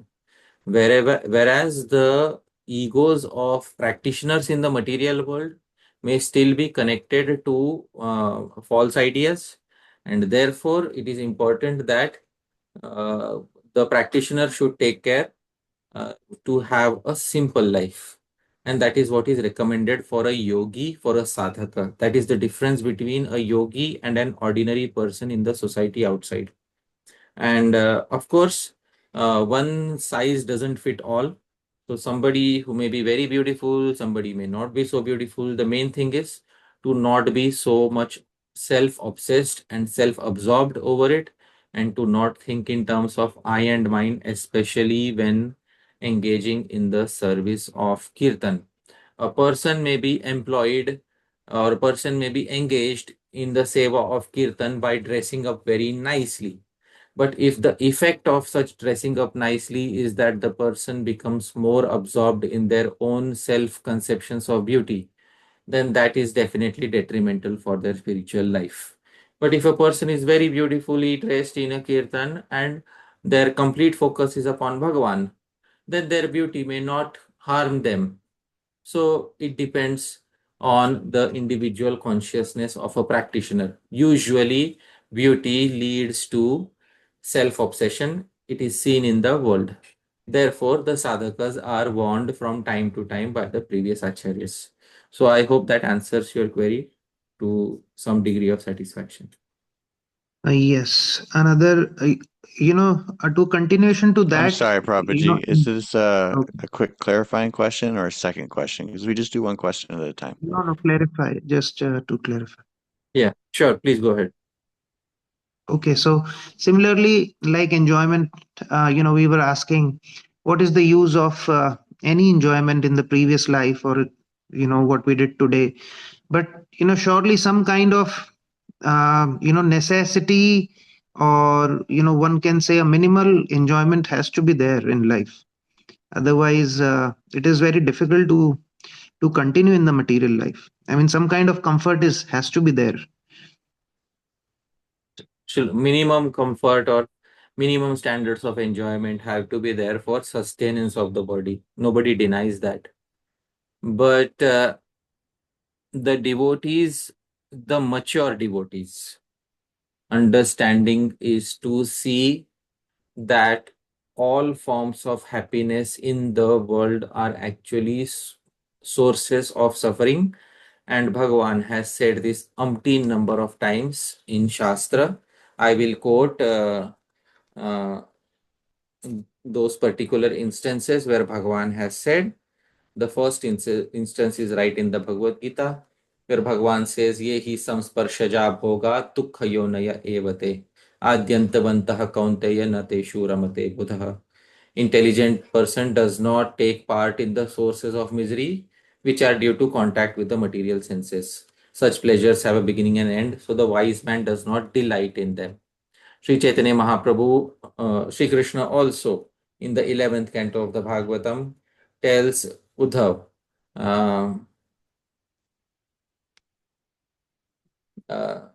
ततो भजे तमाम प्रीतः श्रद्धालु दृढ़ निश्चयः जुषमाणश्च तान् कामान् दुःखोदरकांस् च गर्हयन् दुःख उदरकांस्. The kamas, the material desires, the material happiness that you get is dukkha udarka, is the source of misery. The very source of happiness in the world becomes a source of misery. My devotee knows that all sense gratification leads to a miserable result. So this is the mindset of a devotee, that even though they are accepting some basic sense gratification for the sustenance of their body, in the back of their minds, they are well aware that this sense gratification also leads to a miserable result. And I have specified this in previous sessions where I have quoted Patanjali Muni's Sutra. परिणाम ताप संस्कार दुःखैर गुणवृत्ति विरोधाच्च दुःखमेव सर्वं विवेकिनः. For the learned individual, the entire material world seems to be dukkha, suffering, although some basic enjoyment is necessary to sustain the body. So I hope that answers your query to some degree of satisfaction. Thank you. Thank you so much. Next we have Bhavya Bhagavan Prabhu.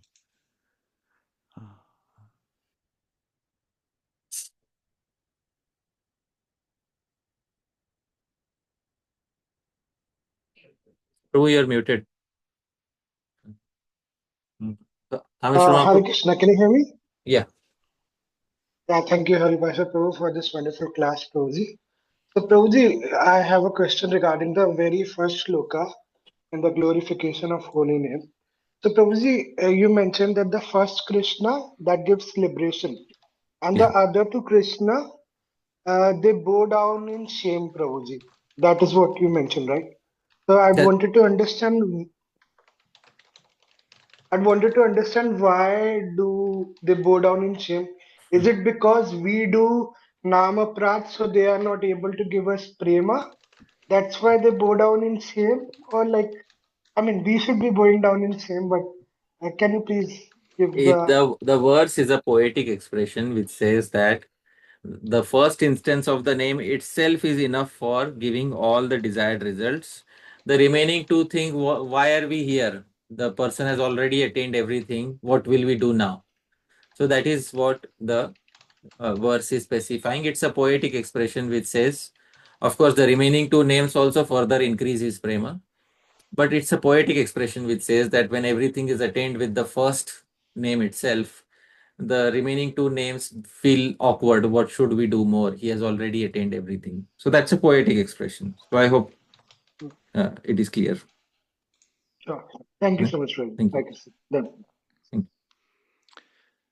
Next we have Leela Mataji. Hare Krishna. Hare Krishna, my pranams. Hari Parshad Prabhu, my Dandavat Pranam. Hmm. Hari Parshad Prabhu, I the question about the soul remembering and remembering the past lives and giving the vow. I heard that this ability only pertaining to the souls which were pious in past life or like Vaishnavas. That's not about every jiva in the world. Can you clarify that? Okay. The specific vow that I will perform bhakti comes to those who were Vaishnavas in the past. But those who are not Vaishnavas in the past, to them also the previous lives are shown and their vows are different. I will take to a spiritual path, I will take to Sankhya, I will take to yoga, I will take to the impersonal Brahman, I will take to understanding the truth, I will try to get out of this world. Every jiva is shown because Bhagavan's mercy is equal upon all the jivas. It is not that Bhagavan is partial towards the jivas who have been Vaishnavas. Bhagavan's mercy is equal upon all the conditioned living entities. They see their previous lives. But as soon as they come out of the womb, they forget that particular experience and they become absorbed in conceptions of that particular life which they are living. That is what happens. Then they adopt certain religions, they adopt certain mindsets, they adopt certain cultures. But in the womb, they are able to see all the many previous lives of many previous religions, many previous cultures that they have lived. So the living entity is able to see that. But only the living entity who has been a Vaishnava in the past is able to take a vow that I will perform bhakti in this life. So Sri Vishwanath Chakravarti Thakur has said in his commentary in the third canto that the vow of becoming a devotee again comes to a person who has been a devotee in the previous lives. The Garbha Upanishad is commonly applicable to all human garbhas, all people who are about to take a human birth, and but they forget immediately after coming outside. They forget. That is what happens with all humans in this particular world, and therefore Wow. the repeated samskars within the womb is what ultimately drives a person into finding some sort of spirituality, no matter Wow. which culture they come from. So Shri, in it is said in the Parashar Samhita, Kimapyatraभिजायन्ते योगिनः सर्वयोनिषु प्रत्यक्षितात्मनाथानां नैषा चिन्त्यं कुलादिकम्. Yogis are born in all families around the world. In all families around the world, yogis are born. And they are also able to realize the supreme truth in various degrees, no matter which family lineage they are born anywhere in the world. So you will find that there are many spiritualists, even though who they have not come in contact with Vedic culture, they are aiming for self-realization. And the reason for their aiming for self-realization is because they have had those experiences within the womb, which is driving them towards that particular point. They may not take to bhakti, but they will certainly take to some path of self-realization. So I hope that answers your query. Wow. So just to summarize, basically, even the person who is about to be born and become a murderer, he Mm. will still have this recollection of past life in the womb. Yes, he will have recollection of past life in the womb. But what happens is because the previous samskaras are so strong that the ignorance of previous samsara is so strong that this realization is quickly forgotten. Just as in this very birth, sometimes a person goes through immense distress. And in immense distress, they say, oh, if only God helps me, I will immediately live the rest of my life dedicated to God. And as soon as they come out of that distress, they are so wicked that they forget even in this very life. So similarly, Bhagavan says, this is the tendency of the living entity in the Gita. Bhagavan says this, Dhūmenavriyate vahnir yatādṛṣo malena cha yatholbena vrito garbhas tatha tenedam avritam. As fire is covered by smoke, as mirror is covered by dust or as embryo is covered by the womb, the living entity is similarly covered by different degrees of lust.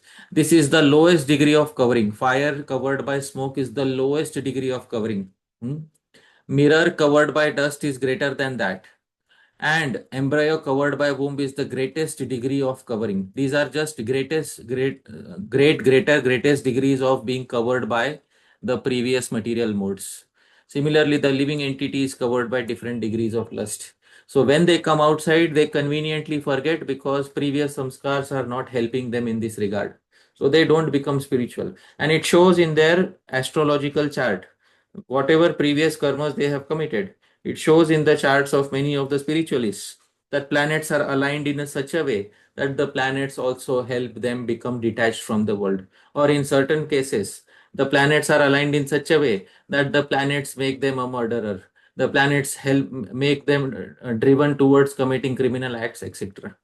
So it is connected to the activities and samskars that one has cultivated in previous lives. All right, I hope that helps.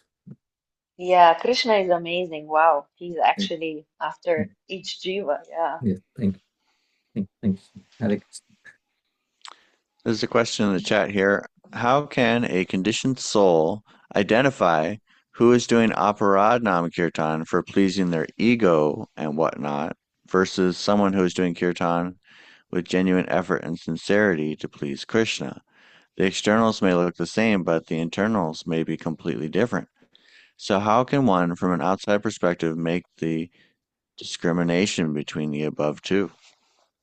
From an outside perspective, it is not possible to look within anybody's heart or give them a certificate of genuineness. Especially previously, people did not perform bhakti in big groups. There were small groups of people who performed bhakti. So there was not so much of a competition to gain recognition. Usually, if a person is putting on a show, they are ultimately cheating themselves, no matter which position they are in a society of devotees. So ultimately, if a person is putting on a show, they themselves will know within their heart that I am self-absorbed instead of being absorbed in Bhagavan. And any show that they put up is ultimately going to harm their own spiritual life.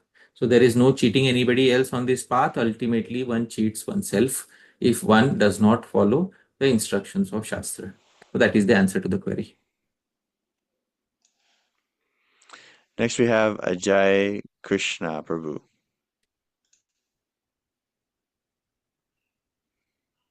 Hare Krishna, Hare Parshad Prabhu. My My humble promise. obeisances to you for such an astounding class and crushing our pride and egoistic mentalities. I have a very simple question. Like we're hearing this womb that the jiva remembers. So why this womb is like it is pure? Is it beyond this touch of Maya in this material realm? Why this jiva remembers everything in the womb and not after that? Why does the jiva remember everything in the womb and not after that? Because it is between uh, the womb is the place of intermediate rest between the previous life and the next life. It is the station which connects both lives. And it is at this junction or at this station where the living entity has not yet developed, has lost the attachments of the previous life and not yet developed new attachments in the next life. So before the living entity develops new attachments, and now that the living entity has lost the previous attachments by death, the living entity is given a chance by Bhagavan to look into, to glance into the previous lives and previous attachments that they had so that they can ponder upon whether it was worth it. So due to the womb being a junction, because right now the living entity has not even received a name, it does not know which family it is about to take birth into, it does not know which parents it is going to have. So since the womb is a junction between the previous life and the next life, therefore it is most logical that the opportunity to ponder upon all previous attachments is given at this point of time so that the living entity can try to develop some scars of firm detachment within the womb itself. So I hope that answer is satisfactory to some extent. Yeah, but a little doubt that between the death and entering into the new womb that the Shastra says about heaven and hell. So what happens there if the recollection of past memories and past karmas are there in the new womb? Now, if the living entity is going to go to heavenly planets or to lower species of life, then it is not a human birth. It is only in all other births are known as bhoga yoni. Bhoga yoni means species where you enjoy or suffer the reactions of previous karma. A human birth is known as karma yoni, where you can perform such karma that you can get liberated very easily. It is also possible to get liberated in other species, but difficult. In the human species, it is much easier because human species is the species where new karma can be created, previous karma can be destroyed very easily. Therefore, specifically, the Garbha Upanishad is speaking about the human species as a junction where previous lives are remembered. If the living entity goes to other wombs such as insects, animals, gods, Gandharvas, etc., then this remembrance may not be there because most of them are not born through a womb. Many insects are born through eggs. The devatas are not born through wombs. So that opportunity is not there in those respective species. Human beings are born through wombs, and human species of life is karma yoni. Therefore, the opportunity to remember previous lives and ponder upon the karma committed in those previous lives within the womb of the human species. So I hope that makes sense. Yes, Project. Thank you so much. Thank Hare you. Krishna. Hare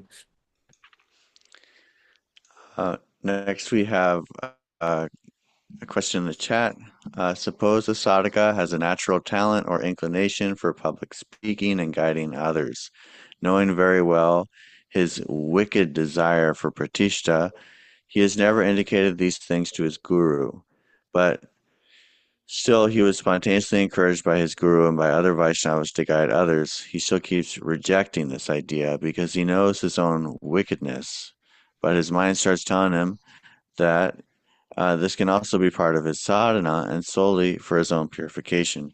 But I remember, Prabhu, that in one kata you explained that teaching should be done only after mastering the subject. Given all of these considerations, how can the sadhaka become more sincere, stop desiring to show off, and study only for the sake of genuine solitary realization of Krishna? Can you, summarize the question? I think it was a long question. Can you summarize It's a it? long question. I think the essence of the question is, what if you want to do a service, but it's not possible to do it and simultaneously be free from absolutely all material desires? Of course. So So when the suppose I want to lead a kirtan, but I'm not able to be completely devoid of material desires while I do it. right. So Should I just retreat and not do any services whatsoever, or should I do that service despite having some wicked desires? see, as soon as the guard is in place, that the aim is to get rid of kirtan for one's own self pratishtha. As soon as that particular guard is in place, we are moving in the correct direction. So stopping kirtan is not suggested by the guru. One should keep performing kirtan, but as long as the proper guard is in place, that the kirtan is not for self-aggrandizement, then gradually one will realize the futility of even trying for it. But there are some people in whose minds even the guard is not there, that this kirtan is not supposed to be for my self-aggrandizement. And they start flowing in waves of self-aggrandizement, and they think that the kirtan is for their own self, their own popularity. Then it will turn out to be negative for them. But if the proper guard is in place in the mind and the guru's instruction is there, then with the proper guard, one can engage in the seva. Gradually, purification will happen. That is what can be said in this regard. Thank you. Next, we have a question. It says, what should one do if, after Harinam initiation, he realizes that he has committed offenses or broken regular principles? How can he nullify those reactions and sincerely repent? If one has broken regulative principles after initiation, Well, one is a sadhaka. The meaning of a sadhaka is that one is a practitioner, and the difference between a sadhaka and a siddha is that a practitioner, it is expected that sometimes a practitioner may not be able to live up to some of the principles that they may have undertaken. So that is the meaning of a sadhaka. It is a practice stage. But as long as it has not become um, a desire to deliberately break the regulative principles, or as long as one has not made a license out of it, still by executing bhakti yoga and by naturally understanding the nature of the material world, the suffering of the material world, sometimes personally going through suffering in the material world, one can come out of the tendency for enjoyment in the world very easily. Sometimes I say that it is necessary to see suffering in the world in order to come out of the tendency of material enjoyment. Some people do not come out of this tendency of enjoyment until they realize that the material world is a place of suffering, and they realize by going through the suffering themselves. So sometimes Bhagavan arranges this in the lives of certain sadhakas. And it is Bhagavan's great mercy if Bhagavan arranges some suffering in the lives of certain individuals. And uh, I have seen one particular sadhaka lady. I had seen in one particular temple. She was married to a person, her husband was not a devotee, and he was very abusive towards her. And for many years, she tolerated that abuse, but she did not give up on the relationship. And she did not tolerate the abuse because she was powerless. She could have easily moved out of the relationship, but she saw the dukkha, she saw the misery as an opportunity for seeing the material world as a miserable place. After a few years, when her husband left this world, passed away, the sadhaka that she became was a very mature sadhaka. A sadhaka who has seen unhappiness in their life, misery in their life, become very mature very quickly. And sometimes it is needed to see that in order to come out of dukkha. This is one of the reasons why Queen Kunti prays for dukkha. And Dhāmeśvara Mahāprabhu Prabhu, you might have read many literature of the Stoics. Prabhu, please tell me, the literature of the Stoics were written in conditions of sukha or dukkha? When were they written? Definitely in dukkha. Dukkha. If the Stoics would experience sukha in their lives, would they have written all of that philosophy? Please tell me. No. No. So please tell me, Prabhu, isn't experience of dukkha a very important factor in becoming philosophically inclined? It is. It is. So in all parts of the world, devotees welcome dukkha. And sometimes if we are still absorbed in material enjoyment, we should pray to Bhagavan that Bhagavan, even if it is required that I experience dukkha, please send that dukkha so that I can finally come out of this entire trap of material enjoyment. So that is how a devotee can gradually come out of it by becoming more mature, understanding Shastra, seeing the nature of the material world, and sometimes perceiving dukkha personally. That is how one comes out. Thank you, Prabhuji. And then two devotees asked the same question in the chat, and it's basically if you go to a kirtan concert or a kirtan where someone is charging money or they're thinking about their ego and fame and aggrandizement, is there a negative effect or a sinful effect or a offensive effect on the people who go to that concert? Okay, so the concept of having a concert is a recent concept. It did not exist in the past. Certainly, when the six Goswamis and the Acharyas were composing their literature, this concept was not existing at all. So the concept of having a concert, which is a paid concert, um, uh, is a very recent concept. And Previously, when people would perform kirtan, the listeners voluntarily would give some dakshina to the person who's performing that kirtan. That was the standard idea behind kirtan. And the concept of asking something upfront is a recent concept. So all I can say is that if somebody is not comfortable with the concept of paying in advance for kirtan, then they can stick to the traditional model where kirtan there is no upfront charge and they can give something voluntarily. So they can stick to the traditional model if they are not comfortable with the newer models of paid concerts. So that is what can be said in this regard. Thank you. Next, we have a question from Bhagavat Prabhu. Hare Krishna, Prabhuji, Dhanavad Pranam. Am I audible? Yeah. Prabhuji, when the living entity is in the womb, the stage where the fear hasn't stricken yet, where it just remembers its past lives and karmas. Is there any any tinge of vairagya in it? Then that I don't want to take birth now because so much I have suffered so much. Because we not generally we when we suffer there is some vairagya in our life, uh, be it a market vairagya or anything, but at that condition when it has seen everything, doesn't it have any kind of vairagya at that point of time? So when your question is that when the living entity sees in the womb so many previous lives, doesn't the living entity develop vairagya or detachment?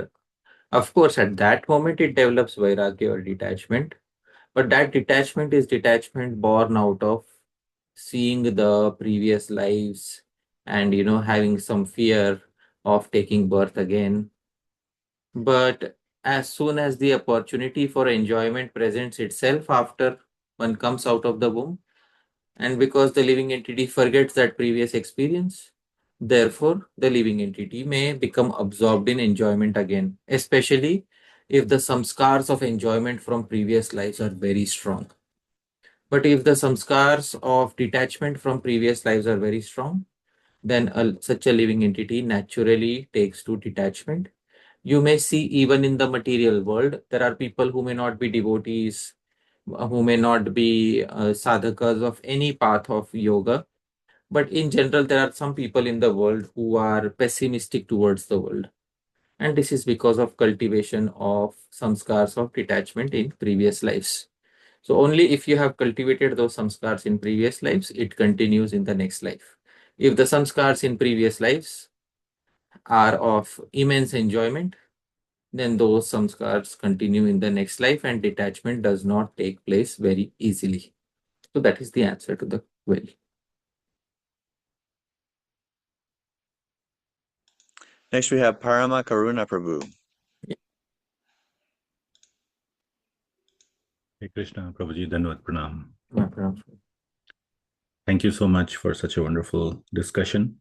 I want to clarify, Prabhuji, from your beginning part of the session, the summary of what you mentioned about the 10th offense.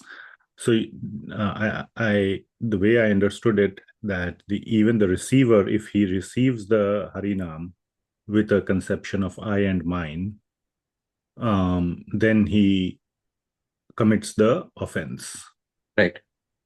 And then you nicely connected it with the 9th offense. So you said that, so in the 9th offense, we had discussed last time that we should not repeatedly try to give them Harinam. If we have, once we have detected that they have some aversion to it. Right. So I'm just trying to minutely try to understand the minute difference between in the 10th offense. You're saying that as long as one gives the Harinam to somebody, they may, even in the first instance, they may take it with the or they may receive it with the mentality of I and mine, then that person does not, I'm talking about the offense to the receiver, he does not receive the offense.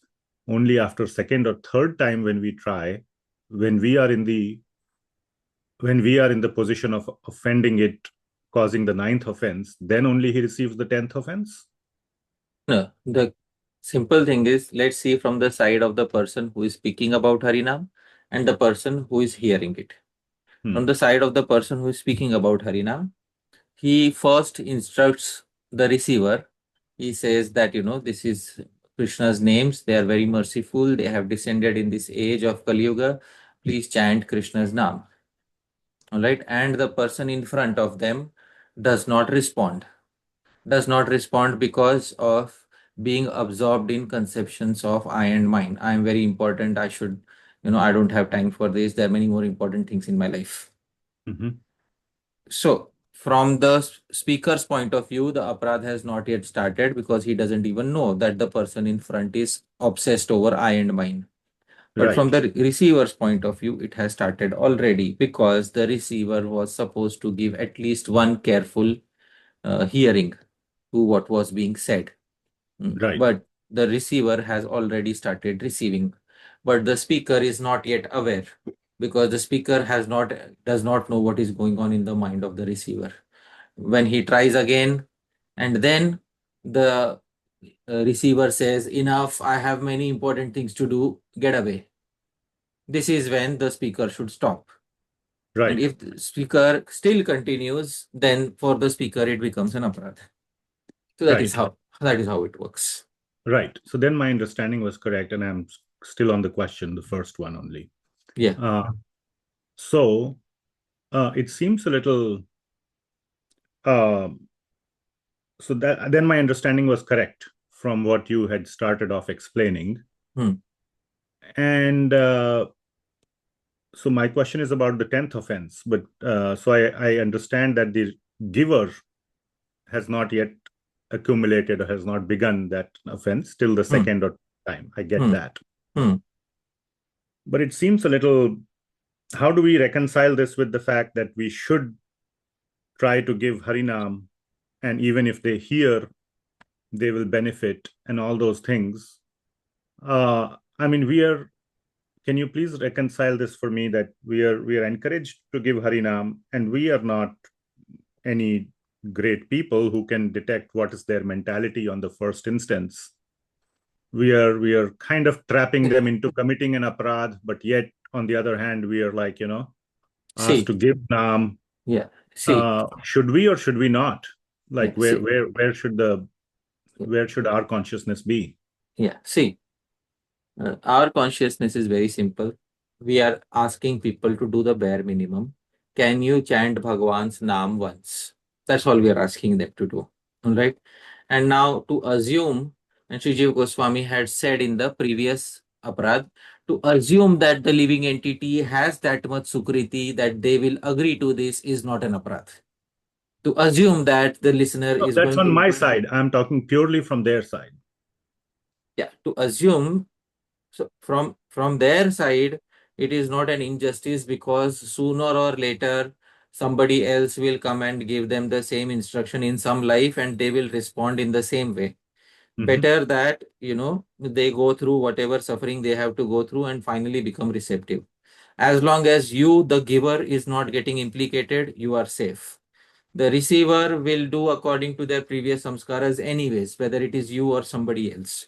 So it is not going to implicate you in any way, and their implication is based on their previous samskaras. So the world is going on in the perfect way as it should go on. So there is no injustice going on here. That's what I'd like to say. So we should definitely go out, do a prachar, and ask them to chant Harinam, but beyond a certain point, we should not force them. So that is how it should work. So the conclusion I'm drawing is there's no injustice, or we are not kind of, so to say, trapping them that, hey, no, here you just committed aparadh number 10. No, we are not trapping them. Okay. I mean, again, clarification, and feel free to stop me, Dhāmeśvara Prabhu. But the point I want to ask is, yeah, I'm a little careful with you.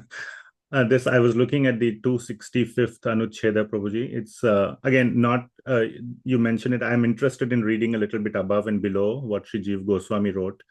So I fully recognize you've done a very thorough translation of that 265th Anucheda, which you quoted. If you can also please show the relevant, because I saw it's a very long one, which basically talks about all the 10 namaprads. Yeah. So if you can please connect it to the couple of lines, I want to read a little bit above and below and try to understand the whole thing for my own benefit.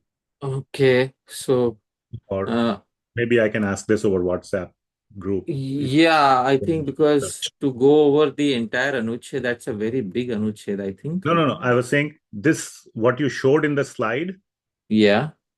the location within 265, because 265 is so long. Oh, sure. I'll show you that location. Here it is.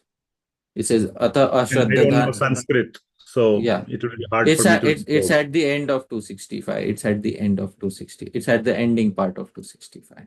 All right. And then 266 begins. Okay. So that line beginning with Atha, can you please scroll up? Yeah. Atha ashraddhadhane ityadina upadeshtur apradhan darshetva upadeshyasya. This is incorrect. Upadeshyasya aha shrutva iti. Yatah aham mamādi paramaha. This is what is being. Okay. Got it. Okay. I'll try to focus on that section. Sure. Thank you, Prabhuji. Thank you. Thank you so much. Next we have Ananga Mohan Prabhu. Oh, I'll have to go in 20 minutes. Sure, Prabhu. So maybe Param Karuna Prabhu can take up after that. Yeah, sure. Hare Krishna Prabhuji, Dandavat. Thank you so much for such a wonderful session again and clarifying doubts. Prabhuji, my question is that when the living entity is in the womb and they are taking vows to perform some of the some yoga practices in their next life, and their inclinations may vary from Jnana Yoga or Ashtanga Yoga or Bhakti Yoga. And suppose some preacher talk to them and giving Bhakti Yoga, and they are not inclined to that path. In this situation, also the Namaprad get to the Jiva in the womb because they are inclined to the different path of yoga, and we are trying to give them the Bhakti Yoga. See, Bhagavan's Naam is something which is commonly seen in all forms of, even Jnana Yogis chant Bhagavan's Naam, but to merge themselves in the impersonal Brahma Jyoti. Ashtanga Yogis also, they chant Bhagavan's Naam to help them focus on their meditation. So usually a person will not reject Bhagavan's Naam due to conceptions of I and mine if he or she has impressions of previous practice of any form of yoga. They're not going to reject any form of spirituality so easily. This aparadha is specifically for those who reject any form of spirituality, especially Bhagavan's Naam, because of being absorbed in material life due to previous samskaras. That is whom it applies to. They may say, I don't prefer this as the choicest path, but I am open to listening to it. It's okay. There are many Ashtanga yogis who listen to Krishna Naam. There are many Jnana yogis who listen to Krishna Naam. Finally, they may not take it up as a practice, but they are at least open to hearing it and receiving it. They may not take it up as a full-time practice, which is okay, which does not turn into a Namaprad. But if one rejects the notion of receiving Krishna Naam because there are so many important things to do in the world, my life is very important, my family, my wealth, my job, that is most important. So when they are absorbed in these conceptions, they are clearly not a spiritualist of any path. So that definitely turns you into an aparadh. And that aparadh leads to further material entanglement and suffering for them because they rejected the opportunity for self-realization, which they were seeking when they were in the womb. So that is what is the idea here. Just a follow, Prabhuji. If they are just they listen what we are saying about the bhakti, but they are, as you said, they are not very inclined to that bhakti process, and they have their own inclination toward other path of yoga. Sure. So if they are disinclined, then this would not be applicable. Yeah. This Namaprad is not applicable. Yeah, they received it in a neutral way, but they did not take up an entire practice about it, which is okay. Which is, they were not priti rahita. Priti rahita means they're not completely, completely devoid of priti. They had some attachment, all right. We heard it once, theek hai. But now we are not going to take it up as a full-time practice. But yaha priti rahito adhamaha, the lowest of the human beings who shows no attachment whatsoever to this chanting of Harinam. Aham mamāpi parama, and is completely absorbed in I and mine. So that is not that Ashtanga yogi or Jnana yogi. So those people cannot be held guilty of this aparadha. Right? Thank you. So much, Prabhuji. Thank you. Hare Krishna. Next we have we called on Yashtamati Nandan Prabhu yet? No. Okay, next we have Yashtamati Nandan Prabhu. Hare Krishna Prabhu. Dhanat Pranam. Thank you for this wonderful lecture, Prabhuji, regarding how we associate ourselves with small little things and then we develop this pride. So my question was regarding this thing that you said that even this pride that my guru is the best guru or my sampradaya is the best sampradaya is going to lead to our downfall in bhakti because it will create namaprad. So how do we reconcile it with the fact that we don't deviate and yet we don't develop this pride? Like we don't want to deviate from this fact that our sampradaya is the best. Like we have been, if we are in a sampradaya, then we need to also know that whatever we are following is the best path. Otherwise, we'll be going from here to there and there to here, and we'll not be on the right track. So how do I reconcile it with the fact that it does not lead to the commission of namaprad regarding aham mamāpi parama? In two ways, problems occur in two ways. The first is, there's nothing wrong in thinking my sampradaya is the best, but my sampradaya is the only one that, and secondly, anyone else who is in any other sampradaya or branch is non-bona fide because they are not connected to me. Basically, this sort of a mindset is aham and mama. I am great because I am belonging to this sampradaya. This is aham mama. These people belonging to me, the gurus belonging to me, they are the greatest. And other people's gurus, not so much. Better luck next time.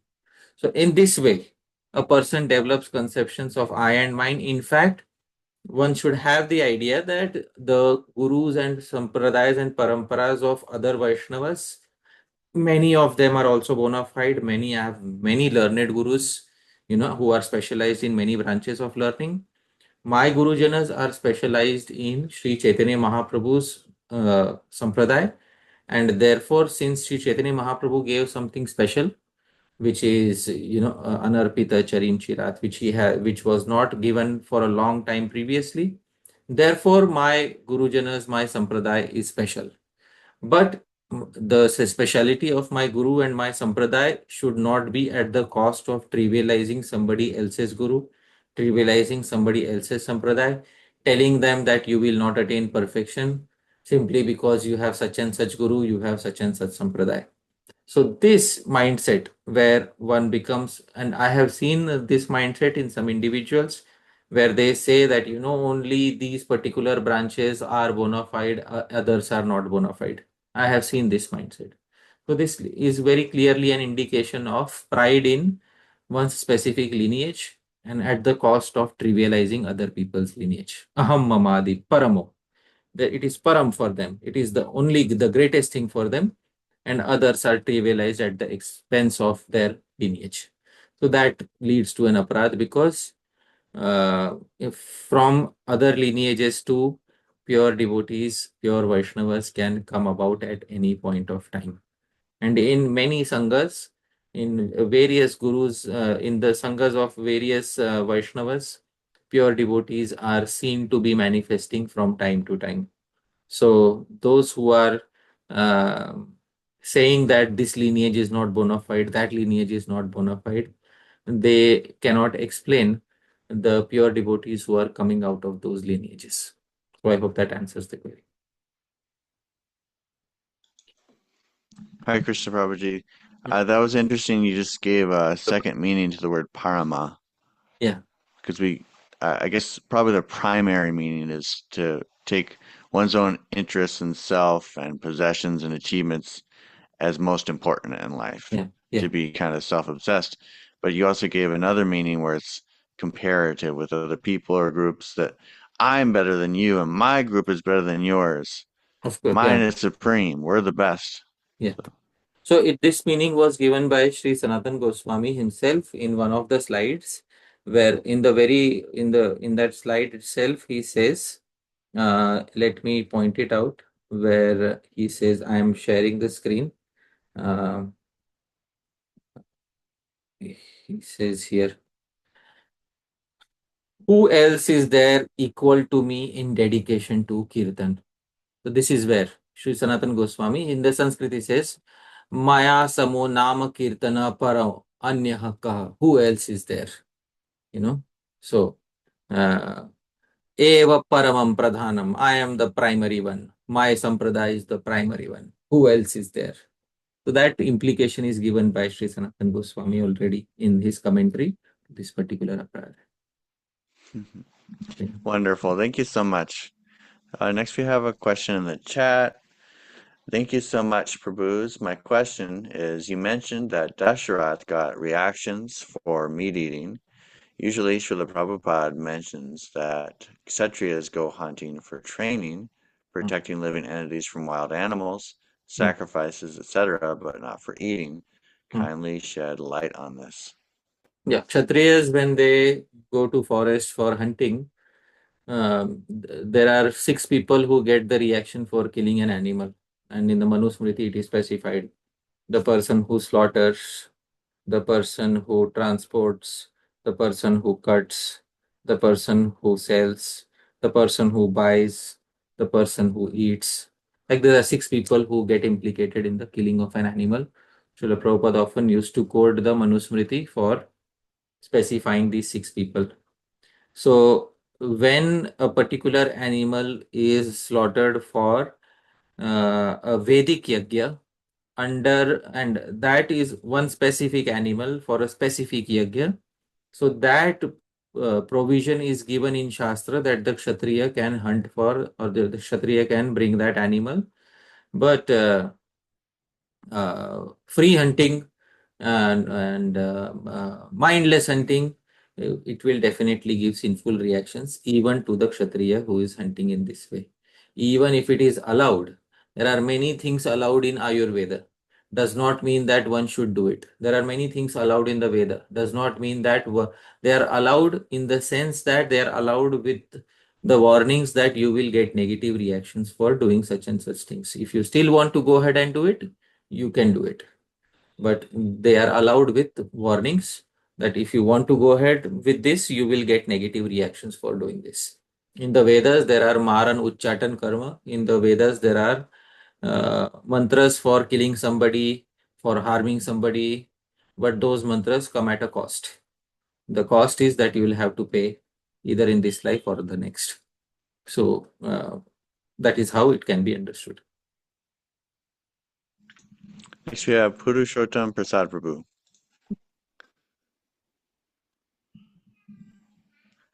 Purushottam Prasad.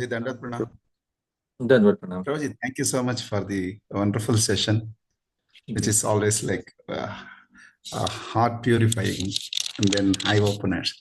Prabhu, this regarding to the instructing the faithless person, when the disciples asked Srila Prabhupada, he said, we take that risk for the preaching purpose and spreading the glories of the holy name. And Lord Chaitanya Mahaprabhu also says, I am the only gardener. How I can distribute all this fruit? So please help me.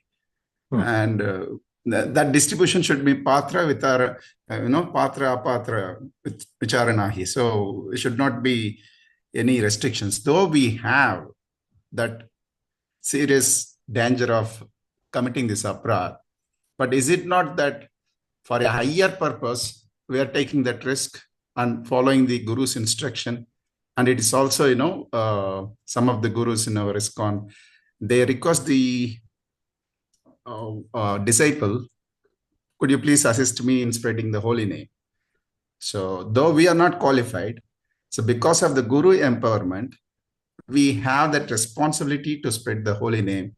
So by following the mode of Prabhupada and the Guru, though I am not qualified, I still have the responsibility to explain the glories of the holy name to the people, though they are not qualified, they don't have that faith. But unless we distribute that faith to them, who else there to save them? Right now, the question is has that become correct mode the question has become institution specific now. Sorry. I would like to give an answer which is institution neutral. And the please. answer is that you are speaking about the 9th offense here and not the 10th offense. The 10th offense is on the person who is receiving it, not on the person who is speaking or spreading it. And Shri Jiva Goswami said there is no harm in trying once with every living entity, assuming that the living entity has the required piety. There is no harm in giving them an instruction once.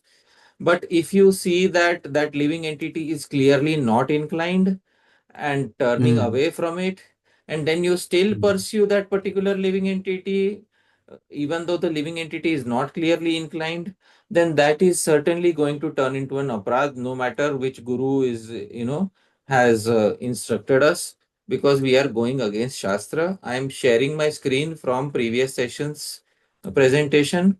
In the previous session, I had quoted this, that where Shri Jiva Goswami says, you can see in the English, still there is no fault in somehow assuming that such ignorant people must have bhakti adhikar due to some past devotional impressions. Otherwise, all those who preach to ignorant people will become accused of the fault of the 9th Namaparadh. So the Guru who is giving us instructions to spread Harinam is telling us to give them Harinam once. Is not telling us to force Harinam repeatedly on them, even if they are not willing to listen. That is not the instruction of the Guru. The instruction of the Guru is to give them one chance, to give everybody one chance, and not try to force Harinam upon unwilling people. And that is how we can understand. Beautiful. So as you explained in today's class, that the Jivatma covered in 3 different layers. So the first one, which is like a fire covered by smoke. So such a people, and then the dust covered on the mirror. For such a people we can preach, but not like the soul covered by embryo, not to them. Can we understand that way? You can preach to all sorts of people. The responses you will receive are different. Based on the responses, you should follow up. If positive response, follow up with them. Negative response, leave them. That is how you should do. Thank you, sir. Clear. Thank you so much, Prabhuji. Thanks a lot. Next, we have Vaibhav Ananda Prabhu. Dhāmeśvara Prabhu, whenever you have to go, please let me know. Right? I'll go after this question. Okay, so let Parampurna Prabhu take over after this question. Okay. Thank you so much. Go ahead, Vaibhav Ananda Prabhu. Yeah, thank you. My question is how Saraswati is considered as daughter-in-law and Lakshmi is considered as mother-in-law, Prabhuji. Could you clarify on that? All right. So I'll explain. You please tell me. Who is the wife of Bhagavan Vishnu? Lakshmi ji. Lakshmi ji. All right. And who is the son of Bhagavan Vishnu? We are thinking Lord Shiva comes from Vishnu, like that. No. Who was born from the navel of Bhagavan Vishnu? Yeah, Brahma. All right. And Brahma is married to Vagdevi, who's also known as Saraswati, isn't it? Okay. So that is the relationship of mother-in-law and daughter-in-law, which was used in a poetic sense in that particular verse. Okay. Because why I ask this, because I have heard many a times that not always Saraswati is Brahma's wife. So is that the case? Prabhu, it's a poetic verse. You have to take it poetically. The verse is a poetic Yes, verse, which is I used to imply the fact that learning and wealth, attainment of wealth and attainment of learning cannot go together very well. correct. I got your point. Can I ask another one? Parampurna Prabhu, you are in charge? Yes, Prabhuji. You can go ahead, Vaibhavanand Prabhu. There's only one more hand. Okay. Not a big. Yeah. So another thing is that a lot of people are accusing devotees of saying Krishna is supreme, like we see. So there is a lot of counter which comes from devotees. I see Jeev Goswami countering, one scholar, I'm forgetting his name. You don't have to name any. So, You don't have to name anybody specific. We want to keep it, neutral to institutions and people. Yes. Yeah. Jeev Goswami. You're not naming any institution or person, but just like Jeev Goswami countered the scholar. So, do you feel that devotees also need to counter, or it is because we have, let us say, some people have gone out of their way to criticize, and that's why we are receiving it ourselves? Is that the case? How do you see this, or how should we see this? I mean, there's always going to be some opposition whenever there is some sort of prachar. As long as the opposition is based on Shastra and not personal slander, it can still be considered. When opposition is based on slander of personal character, or when the person who is opposing does not have a side of his own, just wants to demolish the Siddhanta of the other party, so then those sorts of oppositions are not worthy to be engaged in. When a person is willing to accept pramanas from the sources of Vedic literature, then we can definitely try to engage in a fruitful conversation. Otherwise, if the intention is not productive, then there is no point in entering into any sort of a discussion. So that is how it can be looked upon. So the discussion should always be in Satoguna, can we say like that? Yeah, there are three types of discussions in Nyaya Shastra: Vad, Jalp, and Vitanda. Vad is when both have the intention of finding the truth. Jalpa is when both parties want to win over each other. Vitanda is when one of the parties just wants to demolish the other party without establishing any side of their own. So it is best to have a Vad or Samvad type of conversation. Jalpa and Vitanda don't help much. They are useful in certain conditions, but they don't help in most situations. Well, thank you. Thank you. Next, we'll go to Bhagavat. No, we'll go to Rohini Nandan Prabhu. Hare Krishna Prabhu. My pranams to you and all the devotees. Thank you, Prabhu, for another beautiful class. And I really liked how you explained the subtle difference between the 9th Namaprad and the 10th Namaprad based on Shri Jiva Goswami's Tika. So Prabhu, my question was isn't it a boon in case of devotees when they are able to remember their past lives? Like in Bhagavatam, we see like examples of Yamala Arjun trees when they are able to remember, what they did, or even in the case of Bharat Maharaj taking birth as a deer and able to remember the past life. So shouldn't the devotees be offered this, or shouldn't the devotee pray for this specially? Like it can be looked as the interference of free will by Bhagavan, but it can also be looked at as like Bhagavan trying to like Yoga Shem Bahameham, like Bhagavan preserving what they have and caring what they lack. Especially when they are able to see what all suffering they have gone through in the previous lives.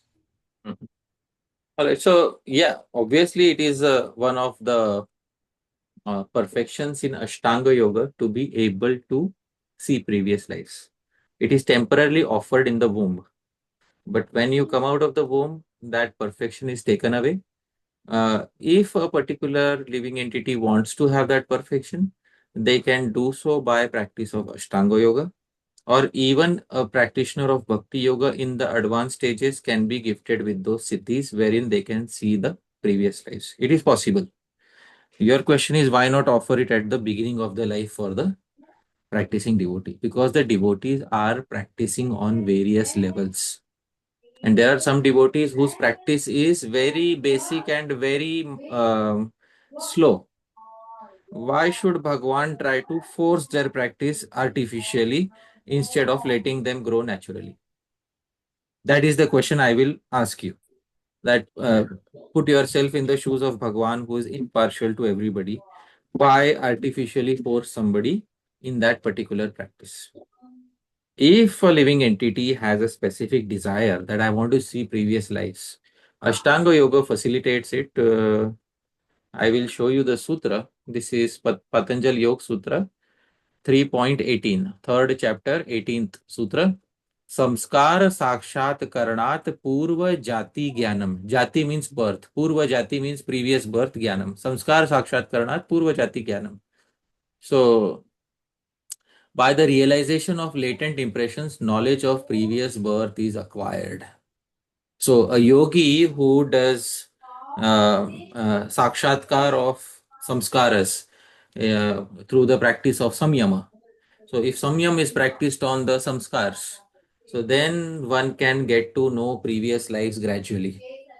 And by having knowledge of previous lives, then then that in this section the discussion between Jaigi Shavya and Avatya is quoted by Vyasadeva.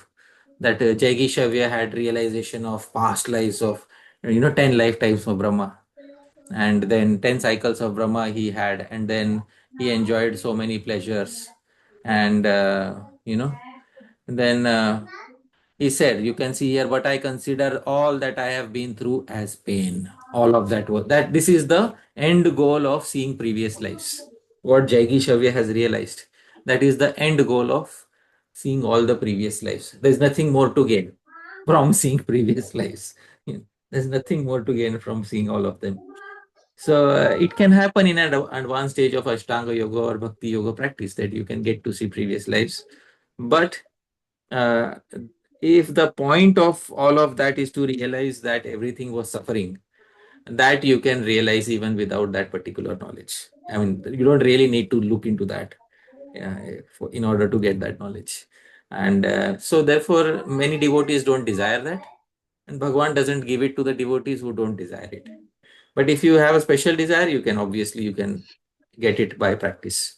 But otherwise, in general, devotees know that material world is anyways full of suffering, even if they don't have knowledge of previous lives.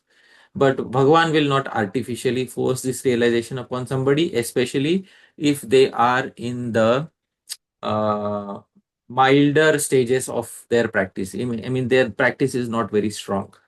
So Bhagavan will not give this realization to them because Bhagavan would like them to become mature naturally instead of having an artificial imposition on their minds. That is what I hope that satisfies your query.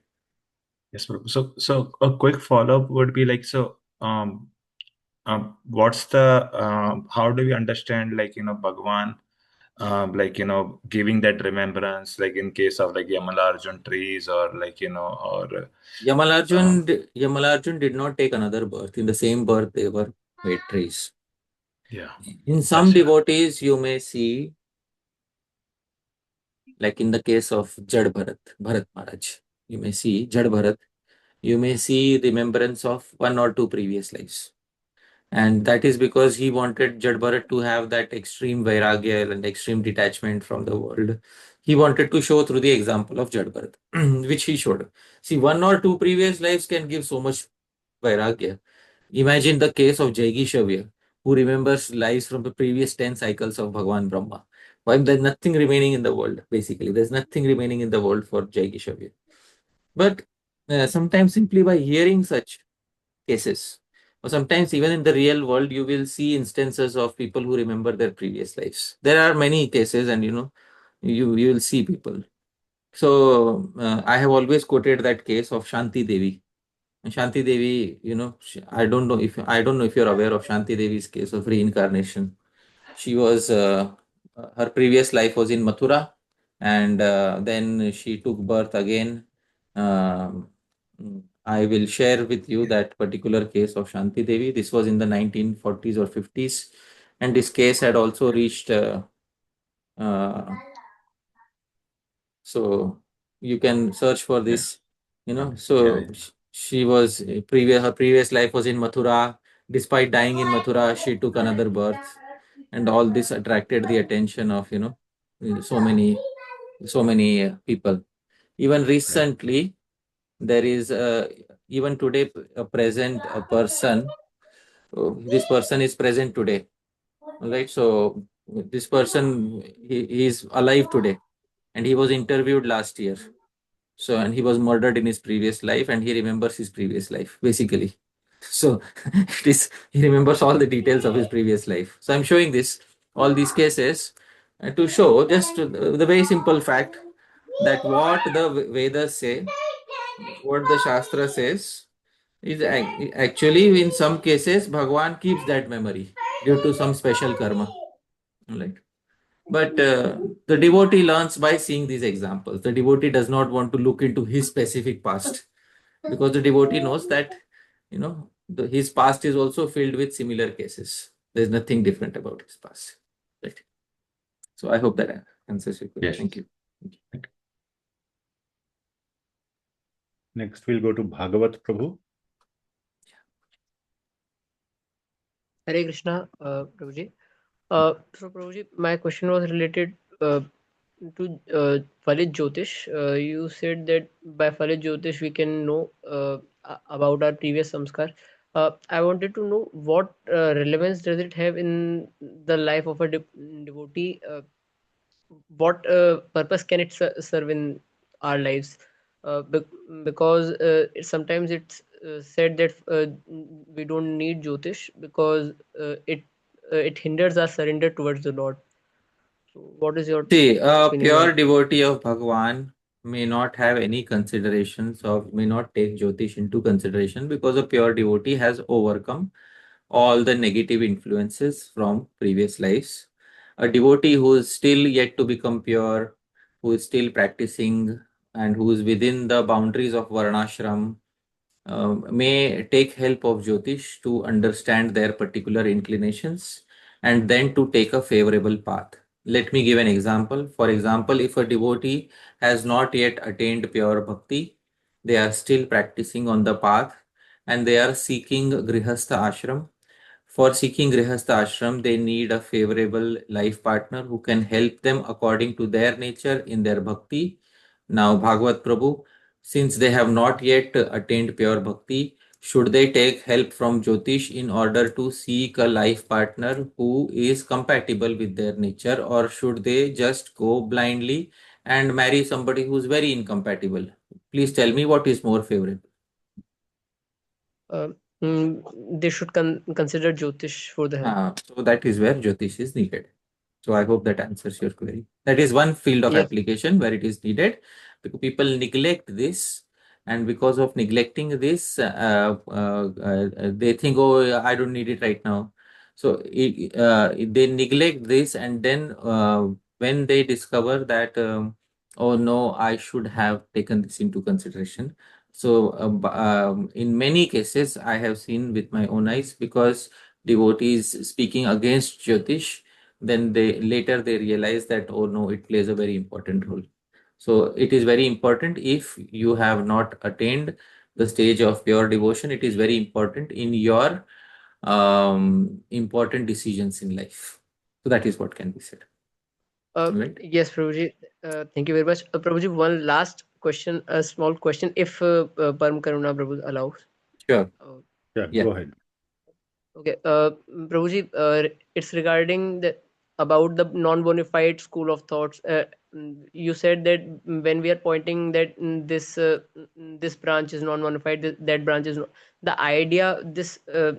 It's I don't know how to say it, but the idea that this is bona fide and this is not, it's shoved inside our heads from the very beginning. I know its purpose is to so that we can for ourselves identify which is the right path for us, but in some way or other it sows a seed of doubt in us, when which is why we see everyone that they are not following the correct path, they are not when subconsciously we start pointing the finger towards them, which are not in alignment with the point of view of our acharyas. So I don't know how to I have this problem. I when I see something uh, which is not according to in my opinion not according to the shastra, I tend to see it as a non-bona fide. I don't know how to get rid of that. I am trying to. So if there is any practical way so that I don't see that he is not following the bona fide way or something like The that. I have the first thing is that when we reject entire lineages, we should be careful, because to reject an entire lineage, this entire lineage is not bona fide. Then we are rejecting the entire contribution of that lineage, or without even seeing the shastra of that lineage. If we reject them just because we don't like one or two things about them, that should not be done. If there are some practices in a lineage which are not according to shastra, we can say that the lineage seems to be okay, except for the fact that one or two things are not according to shastra. If they fix these things, then it will be a most bona fide lineage. We can say like that. Instead, what we do is, because of one or two dissimilarities, we end up rejecting an entire lineage, which the six Goswamis have not done. In their literature, you will not see them rejecting entire lineages. What we see is that in sometimes some acharyas say that this particular lineage has this issue, they don't follow shastra in this way, so that is the problem with this particular lineage or this particular branch, and therefore it has turned into an upper sampradaya. The term upper sampradaya still has sampradaya within it. You need to remove the negative practices, it will become a proper sampradaya again. That is the mood of the previous acharyas. So I hope that clarifies. Yes, thank you very much, Prabhuji. Hare Krishna. Hare Krishna. There's a question in the chat by Sham Mukund Prabhu. Says that in the case of Jagai and Madai, Lord Nityananda approached them twice and begged them to chant Harinam. Is that right, Prabhuji? If one is approaching twice to tell them about Harinam, will Bhagavan not give benefit of doubt and protection from the ninth offense? As I said, twice is not an issue. When you go after twice, that is when the issue begins. So the question is answered. Yes. Okay. Then we'll go to Bhagavat Katha, Prabhu. Yeah.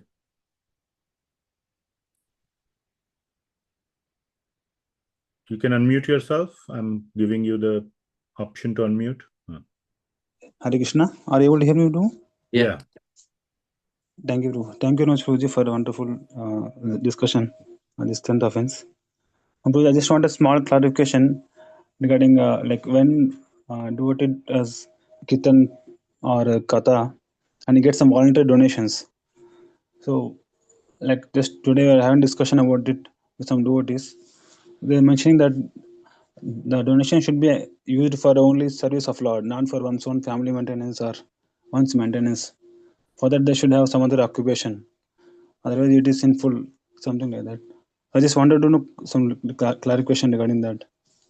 Is it whatever voluntary donations that one gets by his kirtan or katha, that can be used for one's own purpose, or is there any some conditions on that? When you get some dakshina for performing a seva, the person who gives you dakshina, they have given it to you. You have to use it according to dharma.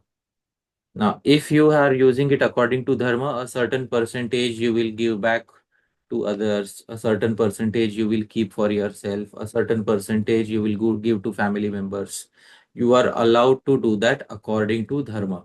And it is specified in the Srimad Bhagavatam that any wealth that you earn has to be divided in 5 parts. And I will specify that particular verse. And this verse is in the Srimad Bhagavatam itself, where it says that Dharmaya yashaserthaya kamaya swajanaya cha panchada vibhajan vittam ihamudra cha modate. 8th canto. One who is in full knowledge should divide his accumulated wealth in 5 parts. For religion, first part. For reputation, second part. For opulence, third part. For sense gratification, fourth part. And for maintenance of family, fifth part. Such a person is happy in this world and in the next. So even if a person has received some dakshina, if they are properly giving the portion of dharma or portion of charity to charity, then that is not a fault. That is somebody cannot force that you give 100% to charity. That is actually a fault, because then what will they do for their personal family or for that? And then you say, no, you take up another occupation. That is also another mistaken statement. Why should a Brahmana take up another occupation? Such people should be asked. What occupation should a Brahmana perform in the world outside? Please tell me, Bhagavad Gita, Prabhu.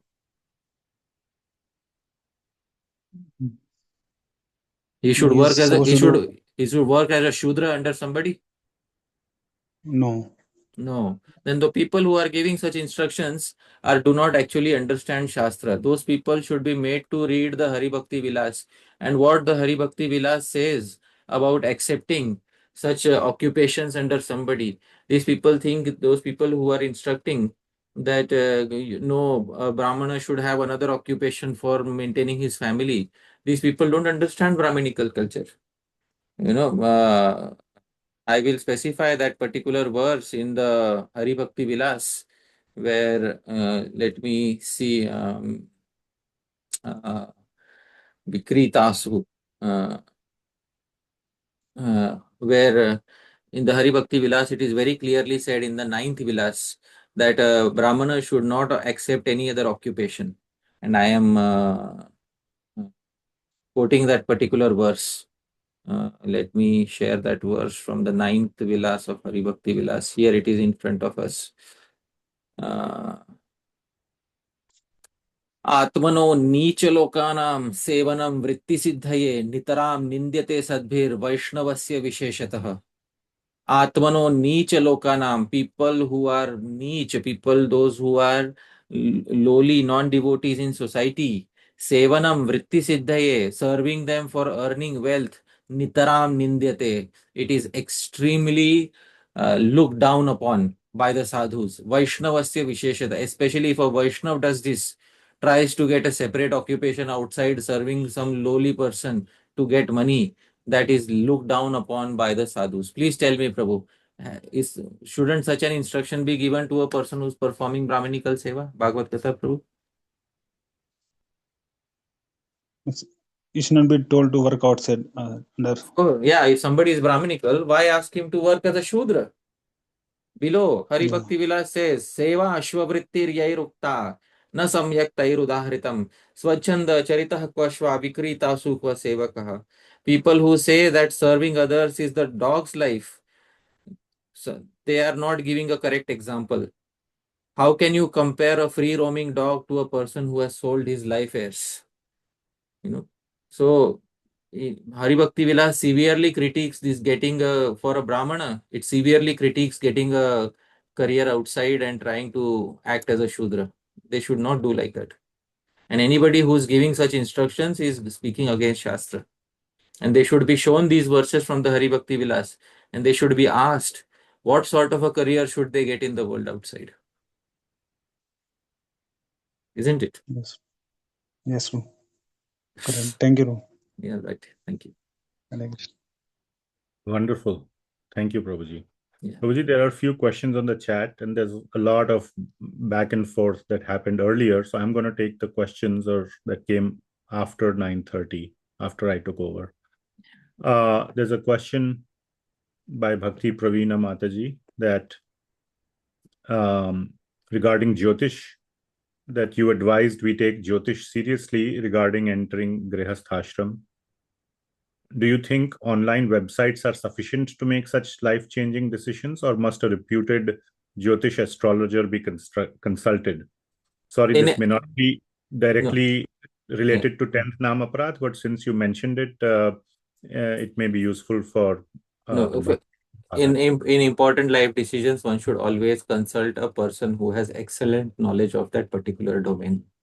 So that is what one should not rely on books or online. So one should consult a person who has good knowledge of all these sources, and one should, and it is very important that even Hari Bhakti Vilas, when it speaks about Diksha, it speaks about favorable time for Diksha, which month is favorable, which time is favorable for Diksha. When Hari Bhakti Vilas is taking such astrological considerations for Diksha, why should we not take astrological considerations for things such as Grihastashram, entering Grihastashram, which sort of a person do we want to, end up getting married to? Because it's very important to see if the natures are compatible. Two people may be individually very good, but when they come together, it may be a disaster, especially if the astrological considerations are not matched.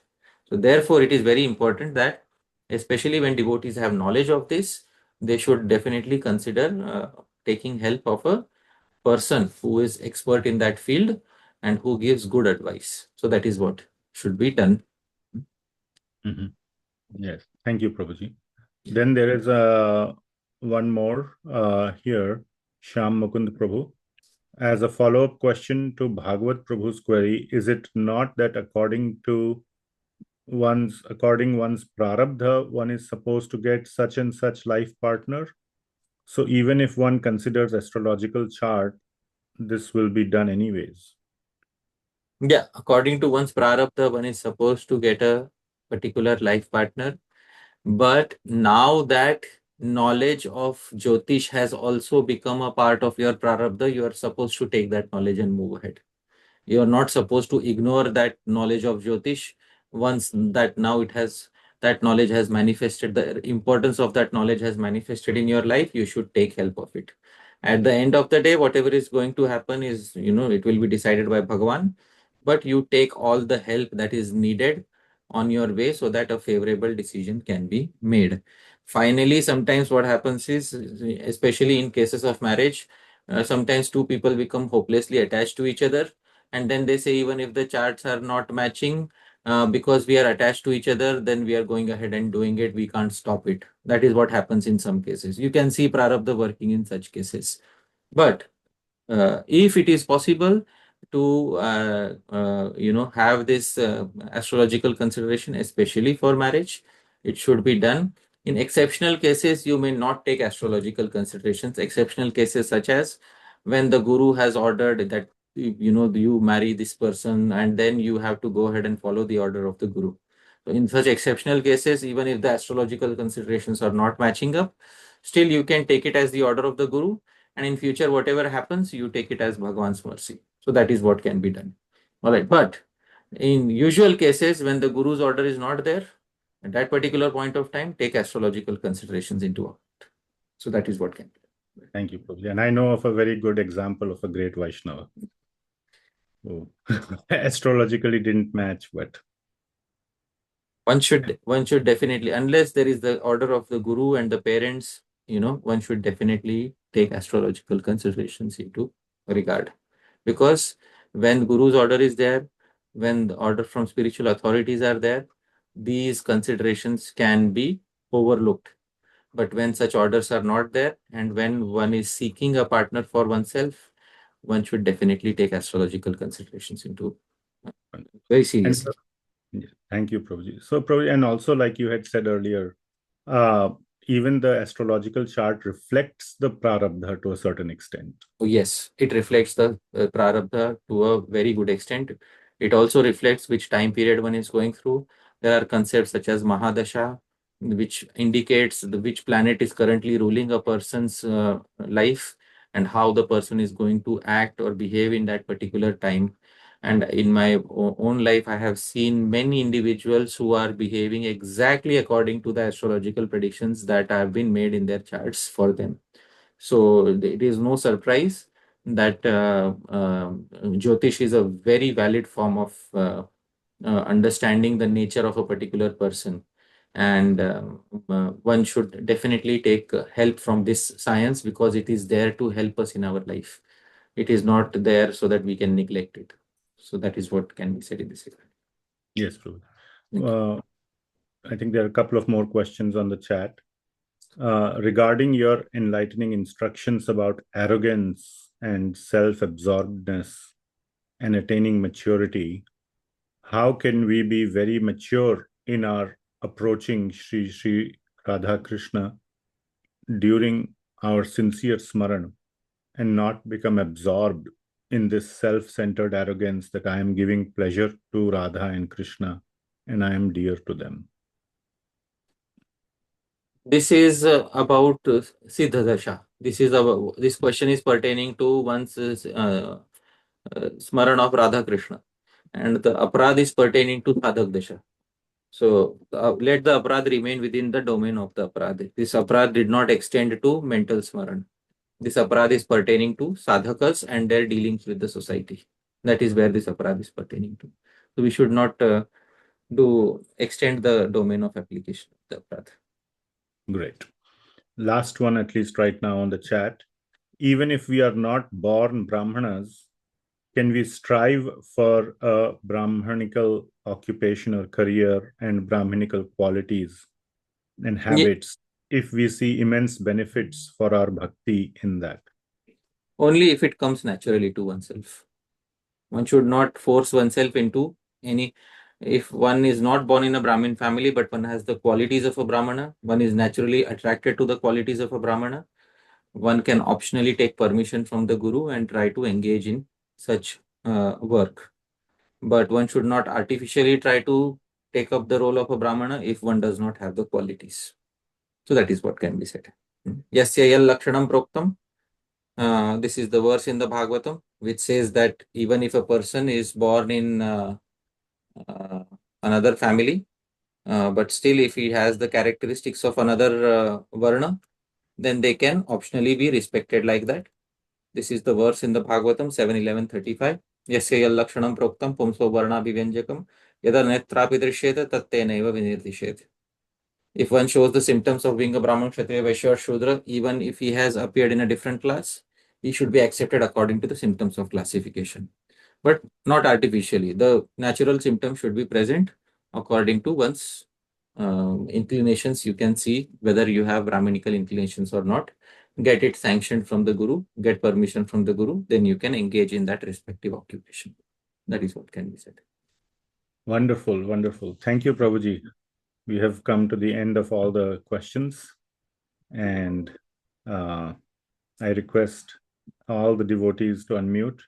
Thank you so much for being so patient and so compassionate to give all this wonderful knowledge. Thank you so much, Prabhuji. All devotees, kindly show your sincere gratitude to Prabhuji. Thank you so much. Thank you so much, Prabhuji. Thank you. Srila Prabhupada ki jai. Thank you very much, Hare Prabhuji. Very, very grateful to you. Srila Prabhupada ki jai. Grace All Prabhuji. Sriman Srila Prabhupada ki jai. Jai. Srila Prabhupada ki Srila jai. Prabhupada Thank ki you, jai. Prabhuji. Hare Krishna. Hare Srila Prabhupada ki jai. Thank you Thanks so a much, lot, Prabhu. Prabhuji. Wonderful class. Srila Prabhupada ki jai. Hare Krishna. Hari bol, Hari bol, Hari bol. Prabhuji, I'm not able to close the call, but please feel free to leave. And yeah, sure. I'll also leave. Thank you so much. Hare Krishna. Thank you so much, Prabhuji. Thank you so much. Hari bol. Hare Hare Krishna.